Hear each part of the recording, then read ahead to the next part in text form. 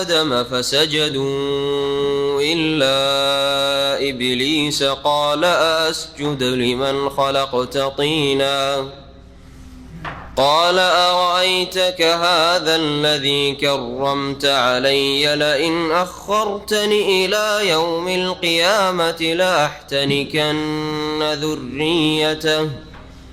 لأحتنكن ذريته إلا قليلا قال اذهب فمن تبعك منهم فإن جهنم جزاؤكم جزاء موفورا واستفزز من استطعت منهم بصوتك وأجلب عليهم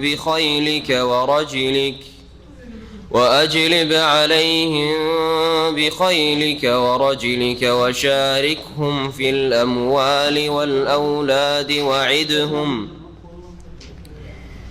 وما يعدهم الشيطان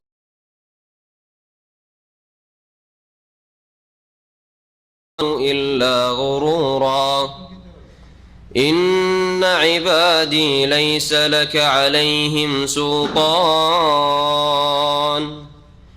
وكفى بربك وكيلا ربكم الذي يزجي لكم الفلك في البحر لتبتغوا من فضله إنه كان بكم رحيما وإذا مسكم الضر في البحر ضل من تدعون إلا إياه فلما نجاكم إلى البر أعرضتم وكان الإنسان كفورا أفأمنتم أن يخسف بكم جانب البر أو يرسل عليكم حاصبا ثم لا تجدوا لكم وكيلا أم أمنتم أن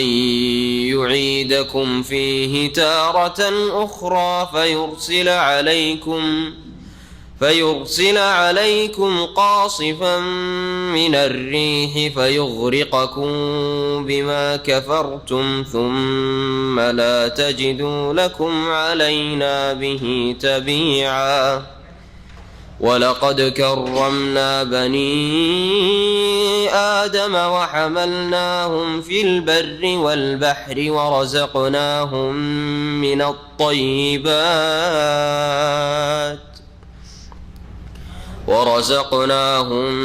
من الطيبات وفضلناهم على كثير ممن خلقنا تفضيلا يوم ندعو كل أناس بإمامهم فمن أوتي كتابه بيمينه فأولئك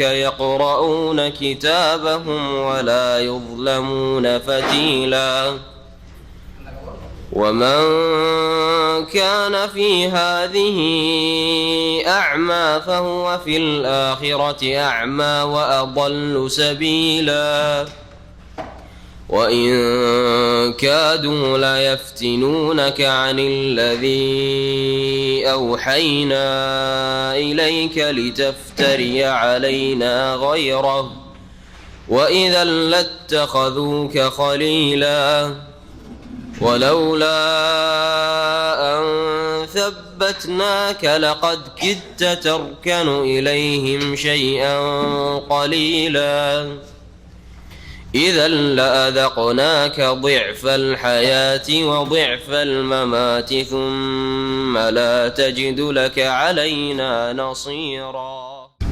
السلام عليكم ورحمة الله وبركاته. بسم الله الرحمن الرحيم. الحمد لله رب العالمين والصلاة والسلام على سيد المرسلين نبينا محمد وعلى آله وصحبه أجمعين.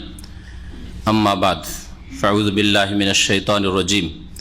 وإذ قلنا للملائكة اسجدوا لآدم فسجدوا إلا إبليس قال أسجد لمن خلقت طينا قال أرأيتك هذا الذي كرمت علي لئن أخرتني إلى يوم القيامة لأحتنكن ذريته إلا قليلا। আল্লাহ পাক রব্বুল আলামিনের যাবতীয় প্রশংসা যে আল্লাহ পাক রব্বুল আলামিন মানুষকে সৃষ্টি করেছেন সবচেয়ে বেশি শ্রেষ্ঠ করে, এবং মানুষের শ্রেষ্ঠত্ব প্রমাণ করার জন্য আল্লাহ পাক রব্বুল আলামিন প্রথম মানুষ আদম আলাইহিস সালামকে সৃষ্টি করার পরে সমস্ত মালায়েকাকে সেজদা করার নির্দেশ দিয়েছেন।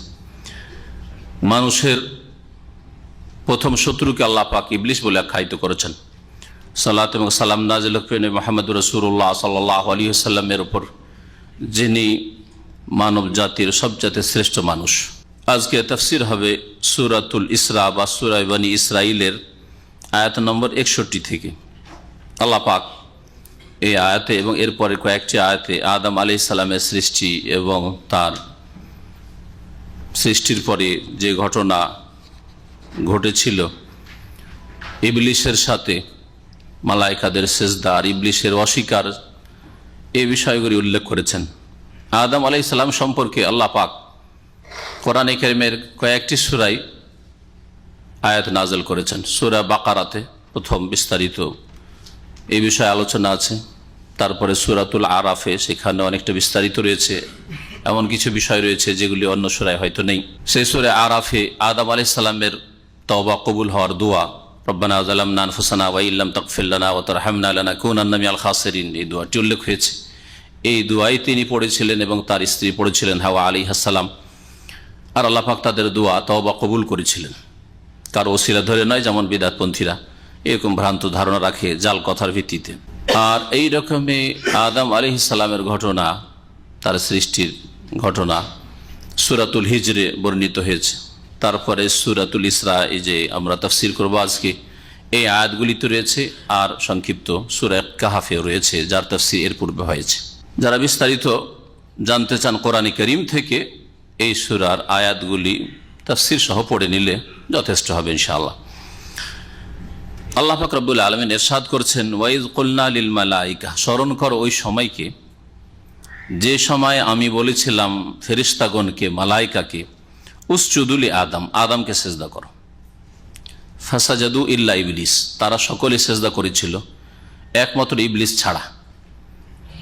সিজদা নির্দেশ দিয়েছিলেন, এই সিজদা কেমন ছিল? একদল বলছেন যে তাকে সিজদা করার নির্দেশ দেওয়া হয়েছিল মানে হচ্ছে তাকে কিবলা বানিয়ে আল্লাহকে সিজদা করার নির্দেশ দেওয়া হয়েছিল, এটা একটি তাফসীর।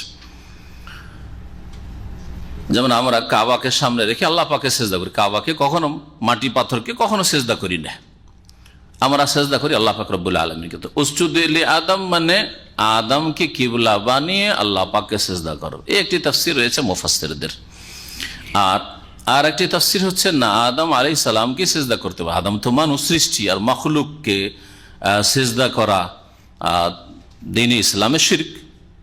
এই সংশয় যদি কারো হয়, তার জবাব হচ্ছে যে আদম আলাইহিস সালামের যুগের আল্লাহ পাকের বিধিবিধান ভিন্ন ছিল, বহু ক্ষেত্রে ভিন্ন ছিল। আর রাসূলুল্লাহ সাল্লাল্লাহু আলাইহি ওয়াসাল্লাম শেষ রাসূল যখন মানব জাতির জন্য আসলেন, সমস্ত মানুষের জন্য, তখন বিধিবিধান অনেক পার্থক্য, এমনকি মুসা আলাইহিস সালামের জামানার বিধিবিধান, ঈসা আলাইহিস সালামের জামানার বিধিবিধানের সাথে অনেক ক্ষেত্রে পার্থক্য রয়েছে। দ্বীন ইসলামের বিধিবিধান, হালাল হারামের, জায়েজ না জায়েজের, তারপরে ইবাদত বন্দেগীর নিয়ম কানুন পরিমাণ ইত্যাদিতে। আদম আলাইহিস সালামের ছেলে মেয়েদের বিবাহ হইতো, ভাই বোনের বিবাহ হইতো, এটা কি দ্বীন ইসলামে জায়েজ রয়েছে? কখনো জায়েজ নেই। ওই রকমই আদম আলাইহিস সালামকে সৃষ্টি করে আল্লাহ পাক রব্বুল আলামিন নির্দেশ দিয়েছেন যে আদমকে সিজদা করো, আল্লাহর আদেশটা পালন করাই সেটা ছিল ইবাদত।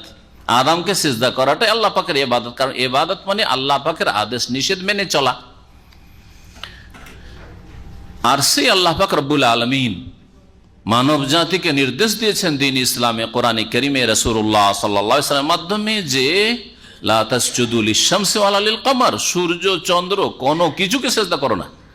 ওয়াসজুদু লিল্লাহিল্লাযী খালাকাহুন্না, সেই সত্তাকে সিজদা করো যিনি এই সমস্তকে সৃষ্টি করেছেন। এটা হচ্ছে আল্লাহ পাকের নির্দেশ। সুতরাং আল্লাহ পাককে একমাত্র সিজদা করা, সে সম্মানের সিজদায় হোক আর ইবাদতের সিজদা হোক। যেমন আমাদের সে এক শ্রেণী বিদআতপন্থী রয়েছে যারা সিজদাকে দুই ভাগে ভাগ করে, বলছে সিজদায় তাজিমি মানে সম্মান সূচক সিজদা, সম্মানের সিজদা আল্লাহ ছাড়া অন্যের জন্য চলবে, এই জন্য পীর ওলি বুজুর্গ আর কবর মাজার সব সিজদা তাদের ধর্ম, এ হচ্ছে শিরকের ধর্ম তাদের। আর ইবাদতের সেজদা চলবে না, এই ভাগ কোন হাদিসে আছে, কোন আয়াতে আছে যে সেজদা দুই ভাগে বিভক্ত? নবী করিম সাল্লাল্লাহু আলাইহি সাল্লাম সবচেয়ে শ্রেষ্ঠ মানুষ এই উম্মতের, তাকে সাহাবী সেজদা করতে চেয়েছে না। যদি কোন ব্যক্তিকে অনুমতি দিতাম যে কেউ কাউকে সেজদা করতে পারে, নবী করিম সাল্লাল্লাহু আলাইহি আমারতুল মারআত আন তাসজুদা লিজাওজিহা, তাহলে স্ত্রীকে বলতাম যে স্বামীকে সেজদা করো। স্বামীকে যদি সেজদা করে কোন স্ত্রী, তাও শিরক। তাহলে আমি মুহাম্মদ রাসূলুল্লাহ সাল্লাল্লাহু আলাইহি ওয়াসাল্লাম কি করে সেজদা করতে পারো? আল্লাহ ছাড়া কাউকে সেজদা হচ্ছে আল্লাহ পাকের খাস ইবাদত, এবং সেজদার অবস্থায় যত মানুষ আল্লাহ পাকের ইবাদতে লুটিয়ে পড়ে, অবনত হয় আর নিজের মধ্যে বিনয় সৃষ্টি হয়, সেটা অন্য ইবাদতে খুব কমই হয়ে থাকে। সেই ইবাদতে কি করে ভাগ হইতে পারে যে আল্লাহর জন্য চলে, অন্যের জন্য চলে? এই বড় শিরকে আকবার, যাতে মানুষ ইসলাম থেকে বেরিয়ে যায়। কোন মুসলিম যদি আল্লাহ ছাড়া অন্যকে সেজদা করে, সে নবী রসুলকে হোক, আর নবী রসুলের কবর হোক, অথবা কোনো ফেরেশতাকে হোক, অথবা জিনকে হোক, অথবা কোনো মহামানুষকে হোক, যদি সেজদা করি, তাহলে সে মুশরিক, বহুত্ববাদী, আর সে বড় কুফরি করলো, সে ইসলাম থেকে বেরিয়ে গেল। আল্লাহ পাক রব্বুল আলামিন তখন যে নির্দেশ দিয়েছেন, সেই নির্দেশ পালন করাই আল্লাহ পাকের ইবাদত ছিল। ইবলিসের জন্য ইবাদত ছিল যে আদমকে সেজদা করবে, কারণ সেটাই ছিল আল্লাহ পাকের নির্দেশ। আর এই নির্দেশ অমান্য করেছে, তার মানে আল্লাহ পাকের ইবাদতকে অস্বীকার করেছে, আল্লাহর জাতকে, সত্তাকে অস্বীকার করেনি, আল্লাহ পাকের একত্বকে অস্বীকার করেনি। তারপরে ইবলিস সবচেয়ে বড় অভিশপ্ত। তাহলে বলুন, ইবলিস কিন্তু আল্লাহর সাথে শিরক করেনি, আল্লাহর আদেশ অমান্য করেছে। তাহলে যারা আল্লাহর জাতে বা আল্লাহর সিফাতে, গুণাবলীতে আল্লাহর কাজে শিরক করে, তারা কত বড় ইবলিসের কাজ করে থাকে চিন্তা করুন দেখি। যারা আল্লাহ পাকের ইবাদত বন্দেগী ভাগ করে, কিছু আল্লাহকে দেয়, কিছু মানুষকে দেয়, কোরবানি জবাই করে আল্লাহর জন্য, হজের কোরবানি, কোরবানিটা জবাই করে আল্লাহর জন্য, আর ওরসের জবাইটা গায়রুল্লাহর জন্য, আল্লাহ ছাড়া অন্যের জন্য করে, তারা তাহলে কত বড় অপরাধী। এই শিরক ইবলিসও তো করে নাই, এই শিরক মানুষকে দিয়ে করিয়ে নাই ইবলিস, আর এই জন্য বসে আছে তার সিংহাসন নিয়ে। কিন্তু ইবলিস এই কাজ করেনি। কোন আয়াত দ্বারা প্রমাণ করতে পারবেন না, বা হাদিস দ্বারা প্রমাণ করতে পারবেন না যে ইবলিস নাস্তিক ছিল, অথবা ইবলিস মুশরিক ছিল। হ্যাঁ, ইবলিস সবকিছু ইসলামের, আল্লাহ পাকের আদেশে সবকিছু অস্বীকার করেছেন না, এই কথাটা মানতে পারবো না, তোমার এই আদেশ মানতে পারবো না। আল্লাহর ইবাদতের একটা ইবাদত অস্বীকার করেছে, যে আদমকে সেজদা করার বিষয়টি, এইটা আমি মানতে পারি না। আসজুদু লিমান খালাকতা তিনা, তাই বলছেন আল্লাহ পাক রব্বুল আলামিন কোরআনের ভাষায় বলছেন ফাসাজাদু ইল্লা ইবলিস, ইবলিস সেজদা করলো না, অস্বীকার করলো। কালা, আল্লাহ পাক রব্বুল আলামিন নির্দেশ দিলেন ফেরেশতাদেরকে সেজদা করার, ইবলিস কেন শামিল হলো? কোরআনে কারীমে এই কথা উল্লেখ করা হয় না, বরং কোরআনে কারীমে সূরা কাহফে উল্লেখ করা হয়েছে কানা মিনাল জিন, সে জিনদের অন্তর্ভুক্ত ছিল, জিন থেকে পয়দা, জিনের প্রজন্ম থেকে ইবলিস। তাহলে আবার ফেরেশতাদেরকে, মালায়েকাকে সেজদা নির্দেশ দেওয়া হলো, ইবলিস কি করে ওই আদেশে শামিল হলো? এই বিষয়টিকে কোরআনে কারীমে কোথাও স্পষ্ট করা হয়নি, রাসূলুল্লাহ সাল্লাল্লাহু আলাইহি ওয়াসাল্লামের কোনো হাদিসে স্পষ্ট করা হয়নি। উলামায়ে কেরামদের মত হচ্ছে যে সে তার নেক ইবাদত বন্দেগী দিয়ে থাকতো, আর তখন জিনেরা ওপর দিকে যেতে পারতো, আসমানে যেতে পারতো, ফেরেশতাদের সাথে চলাফেরা করতো, ওঠা বসা করতো। যদি জিন আগুনের তৈরি আর ফেরেশতা নূরের তৈরি, যাতায়াত করতো। আল্লাহ পাক যখন নির্দেশ দিলে যে ইবলিস তুমি এদের সাথে থাকো, তোমাকে এই নির্দেশ শামিল, সুতরাং তুমিও সেজদা করো। যে না, আমি তো সেজদা করবো না, ফেরেশতারা করুক, আমি করবো না। এর বেশি এই সম্পর্কে কিছু জানা যায় না কোরআন এবং হাদিস থেকে, আল্লাহু আলাম। ইবলিস বলল, কাল আসজুদু লিমান খালাকতা তিনা, আমি কি এমন ব্যক্তিকে সেজদা করব যাকে তুমি কাদামাটি দিয়ে তৈরি করেছো? তিন মানে হচ্ছে রসাল মাটি, কাদামাটি, কাদামাটি দিয়ে তৈরি করেছো। একটা বিশেষ স্তরের কথা বলা হয়েছে, আদম আলাইহিস সালামের সৃষ্টির বিভিন্ন স্তরের কথা কোরআন কারীমে আল্লাহ পাক উল্লেখ করেছেন। কালা আর আয়াতাকা হাযাল্লাযী কাররামতা আলাইহি, অস্বীকার করলো, অহংকার করলো, আবা ওয়াস্তাকবারা ওয়া কানা মিনাল কাফিরিন, আল্লাহ বলছেন সে কাফের হয়ে গেল। একটা আদেশ অমান্য করার জন্য কাফের হয়ে গেল ইবলিস। তাহলে দ্বীন ইসলামের সবকিছু পালন করে কেউ যদি হজকে অস্বীকার করে, তো কাফের হবে না, হবে না? হ্যাঁ, কেউ যদি কোরবানিকে অস্বীকার করে যে এত পশু মেরে লাভটা কি, তাহলে কাফের হবে না, হবে না?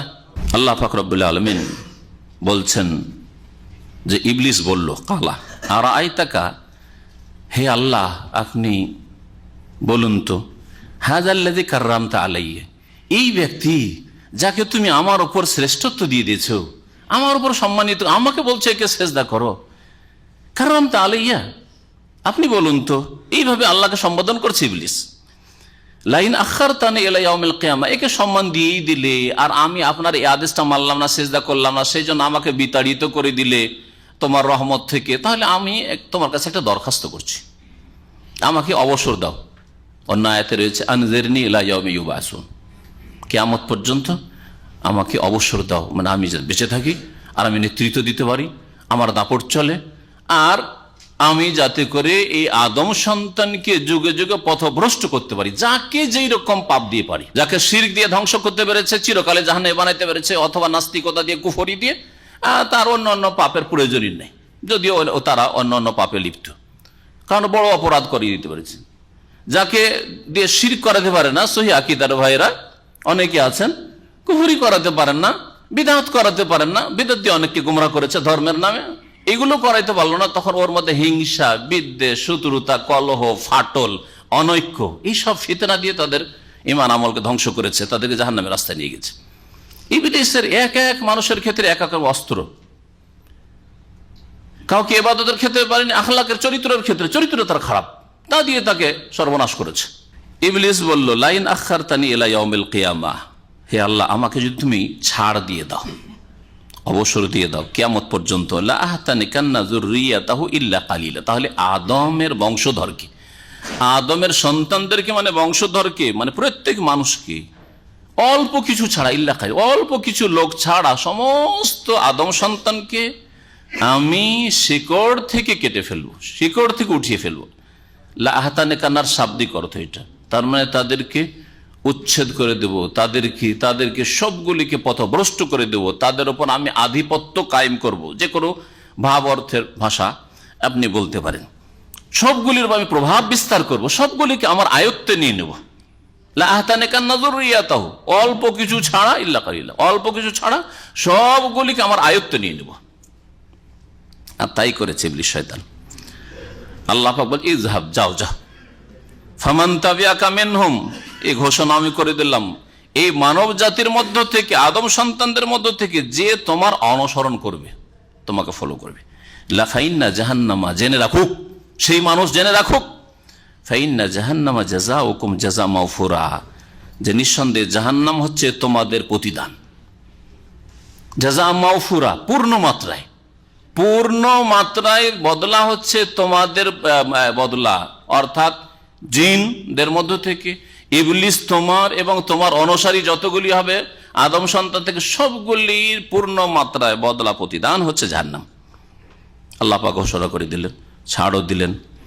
আর আল্লাহ পাকের কাছে যখন ছাড় চাইল ইবলিস, আল্লাহ পাক আরো বলে ওয়াস্তাফজিজ মান ইসতাতা মিনহুম বিসাউতিকা ওয়া আজলিব আলাইহিম বিখাইলিকা ওয়া রাজিলিক। আল্লাহ পাক বলছেন ওয়াস্তাফজিজ, ইস্তাফাজ্জা মানে হালকা করে দাও, উত্তেজিত করে দাও। মানুষ যখন উত্তেজিত হয় হালকা হয়ে যায়, ব্যালেন্স ঠিক রাখতে পারে না, কথার ব্যালেন্স ঠিক রাখতে পারে না, কোনটা করতে হবে, কোনটা বলতে হবে, কোনটা কি করতে পদক্ষেপ নিতে হবে। এই জন্য মানুষ যখন রাগান্বিত হয়ে যায় খুব হালকা হয়ে যায়। বড় বড় মানুষ রাগান্বিত হয়ে গেলে ওর হুঁশ দিশা থাকে না, কি বলতে হবে আর কি করতে হবে, রাগে বলে নাকি আর খিদায় খায় নাকি, আমাদের আঞ্চলিক ভাষায় একটা প্রবাদ আছে, কারণ হালকা হয়ে যায় মানুষ, রাগান্বিত হলে হালকা হয়ে যায়। ইস্তাফাজ্জা মানে হালকা করে দাও, এটা হচ্ছে শাব্দিক অর্থ। ওয়াস্তাফজিজ আলাইহি, ওয়াস্তাফজিজ মান ইসতাতা, যাকে পারো তুমি ইবলিস, তাকে তুমি কি করো, উচ্ছেদ করো। ওয়াস্তাফজিজ, হালকা করে, যাকে পারো তুমি, যাকে তুমি পারো সর্বনাশ করো, তার হালকা করে মানে সর্বনাশ করা, তার দিন ইসলাম থেকে হালকা করে দিয়ে সরিয়ে নেওয়া। কোনো জিনিস যখন হালকা হয়ে যায় তখন সামান্য বাতাসে উড়তে থাকে, তুলো, অথবা এইরকম কোনো হালকা বেলুনটাকে ফুলিয়ে দেন, বেলুন যখন ফুলেছিল না পড়ে আছে এক জায়গায়, কিন্তু ফুলিয়ে দেন, এমনিতে উঠতেই আছে, এই জায়গায় ওই জায়গায় ছোটাছুটি করতে আছে, তুলো উঠতে আছে। তো এই শব্দটি এখানে প্রয়োগ হয়েছে মানুষের মধ্যে, যাকে পারো তুমি উস্কানি দিয়ে উচ্ছেদ করতে থাকো বা পথভ্রষ্ট করতে থাকো, মিনহুম তাদের মধ্য থেকে, বেসাউতিকা তোমার স্বর দিয়ে, আওয়াজ দিয়ে, শয়তানের আওয়াজ দিয়ে। শয়তানের আওয়াজ কি, তাফসীর কাররা বলছে শয়তানের আওয়াজ হচ্ছে গান বাজনা, অশ্লীল কথা, ছন্দে হোক আর পদ্যে হোক আর গদ্যে হোক, যাতে হোক, অশ্লীল কথাকে সৌত বলা হয়, শয়তানের আওয়াজ। এইরকম যত বাদ্যযন্ত্র, মাজামির, বাদ্যযন্ত্র, মিউজিক, সবগুলি হচ্ছে সৌতু শয়তান। সুতরাং মোবাইলে যে রিংটনে মিউজিক রাখছেন, এটা হচ্ছে সৌতু শয়তান, শয়তানের আওয়াজ, শয়তানের ধ্বনি। ভালো করে মনে রাখেন, ভালো করে মনে রাখেন। এই জন্য হারাম যে আপনার বাড়িতে আপনার মিউজিক আপনার মোবাইল থেকে বাজবে। এইটাই যদি হারাম হয়, তো আপনার যদি টিভিতে মিউজিক বাজে, বাজনা, আপনার যদি বাড়িতে গান বাজনা শোনেন, আপনার ইন্টারনেট দিয়ে যদি গান বাজনা শোনেন, তাহলে এগুলি হচ্ছে সব শয়তানের আওয়াজ। বাড়িতে শুনেন, আর গাড়িতে শুনেন, আর রাস্তায় ঘাটে শুনেন, আর বাইরে শোনেন। এইরকমই অমুসলিমদের উপাসনালয়গুলিতে যে গান বাজনা হয়ে থাকে, এগুলি হচ্ছে সৌতু শয়তান, শয়তানের আওয়াজ। এই জন্য নারী জাতি খুব দুর্বল জাতি, তাদেরকে কাঁচের মতো বলা হয়েছে। নারী জাতি যদি মধুর কণ্ঠে গান শোনে, তাহলে পাগল হয়ে যায়, পাগল হয়ে যায়। এটা হচ্ছে শয়তানের আওয়াজ। আর শয়তান এইভাবে ব্যভিচারে লিপ্ত করে। যারা গান বাজনা শুনে, অধিকাংশ চরিত্রহীন তারা কিন্তু। ও আজলিব আলাইহিম বিখাইলিকা ওয়া রাজলিক, আর তাদের ওপর তুমি দাপট চালাও, তাদের ওপর তুমি আক্রমণ করো। আজলাবা বিখাইলিকা, তোমার অশ্বারোহী দ্বারা, আর তোমার পদাতিক বাহিনী দ্বারা। খাইল ঘোড়াকে বলা হয়, আর ঘোড়ার ওপর যারা চড়ে তাকেও খাইল বলা হয়েছে, মানে অশ্বারোহী, ঘোড়সওয়ার।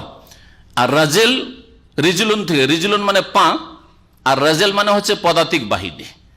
তো শয়তানের তাহলে অশ্বারোহী রয়েছে আর পদাতিক বাহিনী রয়েছে, অর্থাৎ মানুষের মধ্য থেকেও শয়তান রয়েছে, ইবলিসের চেলা রয়েছে, আর জিনদের মধ্য থেকে ইবলিসের চেলা রয়েছে। আল্লাহ পাক এই দুটো কথাতে ইবলিস শয়তানের চেলাদেরকে বুঝাইতে চেয়েছেন, সে আদম সন্তান থেকে হোক আর জিন শয়তান থেকে হোক। জিনদের মধ্যে বহু জিন আছে যারা কুমন্ত্রণা দিয়ে মানব জাতিকে পথভ্রষ্ট করে, আর জিনকেও পথভ্রষ্ট করে। আর মানুষের অনেক অসৎ সাথী সঙ্গী রয়েছে যারা পথভ্রষ্ট করে থাকে। পাড়া প্রতিবেশী রয়েছে, অথবা ভাই বোন রয়েছে, বাপ মা রয়েছে অসৎ, যারা ছেলে মেয়েদেরকে পথভ্রষ্ট করে। এদেরকে বোঝানো হয়েছে এরা হচ্ছে শয়তানের চেলা, শয়তানের অশ্বারোহী আর পদাতিক বাহিনী, যারা দ্রুত পথভ্রষ্ট করতে পারে। এমন বদ প্রকৃতির লোক, রাতারাতি একবার কারোর সাথে কথা বললেই তার চরিত্র খারাপ করে দিল, জেনায় লিপ্ত করে দিল, মদে লিপ্ত করে দিল, গাঁজায় হিরোইনে লিপ্ত করে দিল, শিরক কুফরিতে একবার যদি একটা বক্তব্য রাখতে পারে, তাহলে কবর পূজারি বানাই দিল, হ্যাঁ, পীরের মরিদ বানিয়ে দিল দ্রুত বেগে। এরা হচ্ছে অশ্বারোহী, শয়তানের অশ্বারোহী বাহিনী। আর যারা মন্থর গতিতে পথভ্রষ্ট করছে, লেগে আছে, ছাড়ছে না কিন্তু লেগে আছে, এরা হচ্ছে পদাতিক বাহিনী। ও শারিকুহুম ফিল আমওয়ালি ওয়াল আওলাদ, আল্লাহ পাক বলছেন যে হে ইবলিস, তুমি তাদের সাথে অংশ নাও, শরীক হয়ে যাও।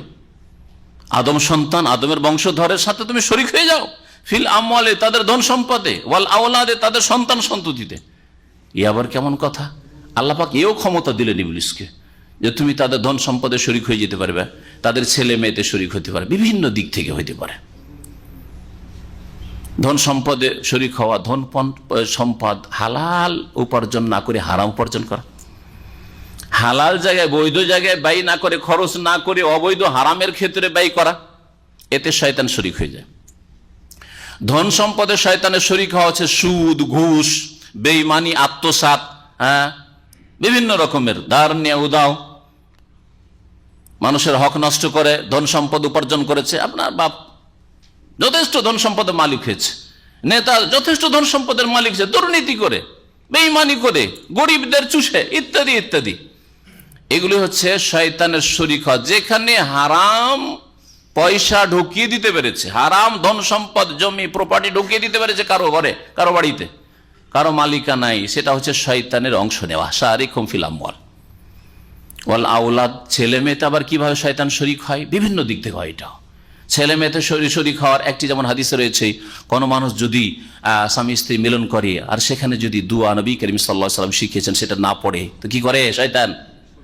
শয়তান সহবাসে শরীক হয়ে যায়। বিসমিল্লাহ আল্লাহুম্মা জান্নিবনা শাইতান ওয়া জান্নিবিশ শাইতানা মা রাযাকতানা, যদি না পড়েন তো কি করে? শয়তান শরীক হয়ে যায়। আর এটা পড়ে নিলে লাম ইয়াদুররুহু শাইতান, শয়তান ক্ষতি করতে পারে না, কোনো অনিষ্ট করতে পারে না। এইরকম ছেলে মেয়ে তো শরীক হওয়া হচ্ছে ছেলে মেয়ের খারাপ প্রতিপালন, অসৎ চরিত্রের ছেলে মেয়ে তৈরি করলেন। চরিত্রের ক্ষেত্রে হয়তো যারা অসৎ তারাও চায় যে চায় না যে আমার ছেলে খারাপ হোক, কিন্তু খারাপ পরিবেশে মানুষ করেছে, এমনিতে খারাপ হয়ে গেছে। নিজেরা খারাপ, বাপ মা খারাপ, দেখা দেখি খারাপ হয়ে গেছে। বাপ মা মিথ্যা বলে, বাপ মা গীবত সমালোচনা করে, তারাও করেছে। বাপ মা শিরিক করে, ওই শিরিকের ধর্ম শিখেছে।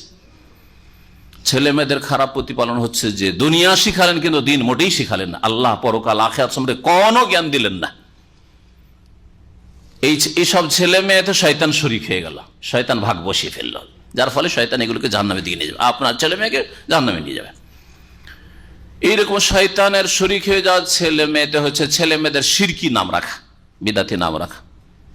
আব্দুর উজ্জা যেমন আরো মুশরিক রাখতো, হ্যাঁ, আব্দুল্লাহ, আর তারপরে রামদাস, কৃষ্ণদাস। কৃষ্ণদাস মানে কি? কৃষ্ণ, কৃষ্ণের গোলাম, কৃষ্ণের আর কি। তো এইরকমই যে নামগুলি রয়েছে, এই ধরনের নাম মুসলিম সমাজে, হ্যাঁ বলেন, গোলাম রসুল, এর চাইতে মারাত্মক পীর বক্স। পীর বক্স মানে পীরের দান, বক্সানো মানে দান করা। খোদা বক্স তো যাক, আল্লাহ বক্স, আল্লাহ হলে বেশি ভালো ছিল, যাক খোদা তো শিরক হলো না, তারপর খোদা নামটি আবিষ্কৃত। কিন্তু এর চেয়ে বড় অপরাধ হচ্ছে যে পীর বক্স, তারপর রসুল বক্স, এরকম। আবেদ আলী, আমাদের দেশে নাম আবেদ আলী মানে কি? আলীর ইবাদতকারী। আবেদ হুসেন মানে হুসেনের ইবাদতকারী। তার যা বুঝেন না, বড় শিরক। এই ধরনের বহু নাম রয়েছে যেগুলি শিরকি নাম রয়েছে। নাম তো আব্দুর রহমান রাখলেন, কিন্তু নিজেরাও ডাকছেন রহমান, রহমান ভাই, খালেক ভাই। খালেক ভাই কি করে হইতে পারে? সৃষ্টিকর্তা আবার আপনার ভাই কি করে হইলো? খালেক মানে সৃষ্টিকর্তা। হ্যাঁ, রাজ্জাক ভাই, মহান রিজিক দাতা। রিজিক দাতা আপনার ভাই কি করে? রিজিক দাতা তো আল্লাহ। তাহলে এগুলি শিরকির নাম, হয়তো শিরকি নামে রেখেছে, অথবা ইসলামী নাম রাখলেও এমন বিকৃত করে ডাকছে যে শিরকি নাম দিয়ে ডাকছে। এগুলিতে শয়তান শরীক হয়ে যায়। এইভাবে বিভিন্ন দিক থেকে ধন সম্পদে শয়তান শরীক হয়, এই ক্ষমতা আল্লাহ দিয়েছেন। আর ছেলে মেয়ে তো শরীক হয়ে যাবে। এরকমই জেনায় লিপ্ত করা, জেনায় লিপ্ত করা হচ্ছে, ছেলে মেয়ে তো শরীক হয়ে যাও। জেনায় লিপ্ত করে দিল আর হারাম ছেলে জন্মালেন, আপনার ছেলে মেয়ে তো শয়তান শরীক হয়ে গেল। আপনার ছেলে মেয়ে নাই। এইভাবে আল্লাহ পাক রব্বুল আলামিন মানুষ পয়দা করতে বলেননি, বৈবাহিক সম্পর্কের মাধ্যমে আপনার লজ্জা স্থানের হেফাজত করতে হবে।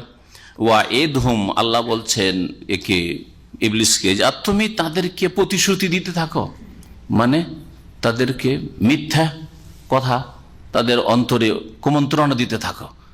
তার মধ্যে হচ্ছে যে জান্নাত আর জাহান্নাম আবার কি জিনিস, পরকাল আবার কি জিনিস, মরে গেল শেষ হয়ে গেল আবার আখিরাত কি জিনিস, হিসাব আর জবাব দিয়ে আবার কি জিনিস, ইত্যাদি, আল্লাহ আবার কি জিনিস।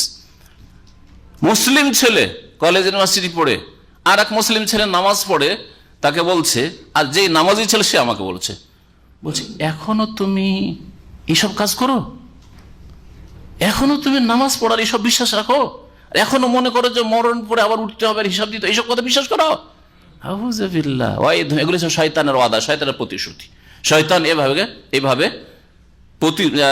প্রতারিত করে রেখেছে।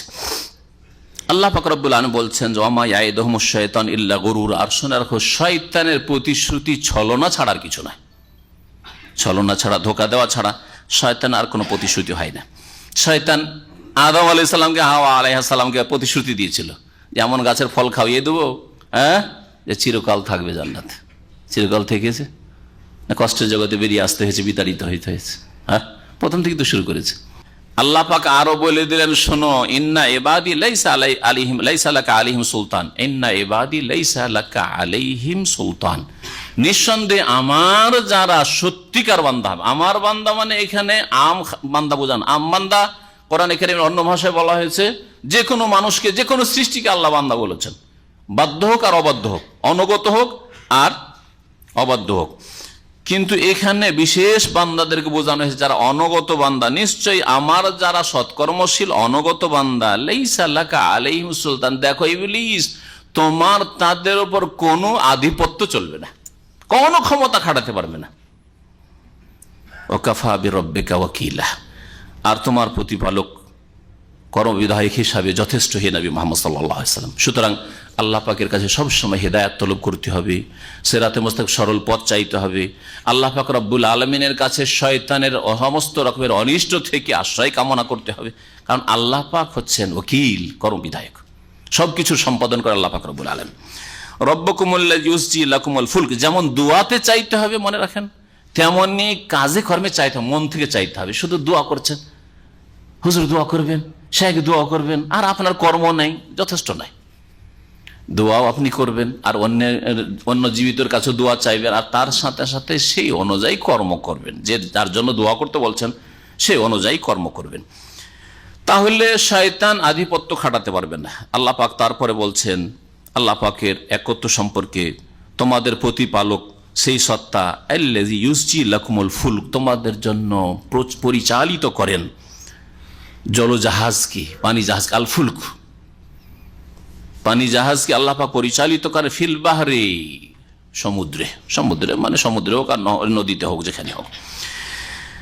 লিতাবতাগু মিন ফাদলি, কেন আল্লাহ পাক রব্বুল আলামিন এই ক্ষমতা দিয়েছেন এবং এই বৈশিষ্ট্য দিয়েছে, এইভাবে পানিকে সৃষ্টি করেছেন যে পানির ওপর ভাসমান অবস্থা, এত ভারী ভারী বড় বড় জাহাজ, আর তাতে কত মানুষ, আর তাদের মানুষের সামগ্রী সব নিয়ে এক জায়গা থেকে আরেক জায়গায়, এক দেশ থেকে আরেক দেশ, কোনখান থেকে কোনখানে পৌঁছিচ্ছেন আর পৌঁছাচ্ছেন।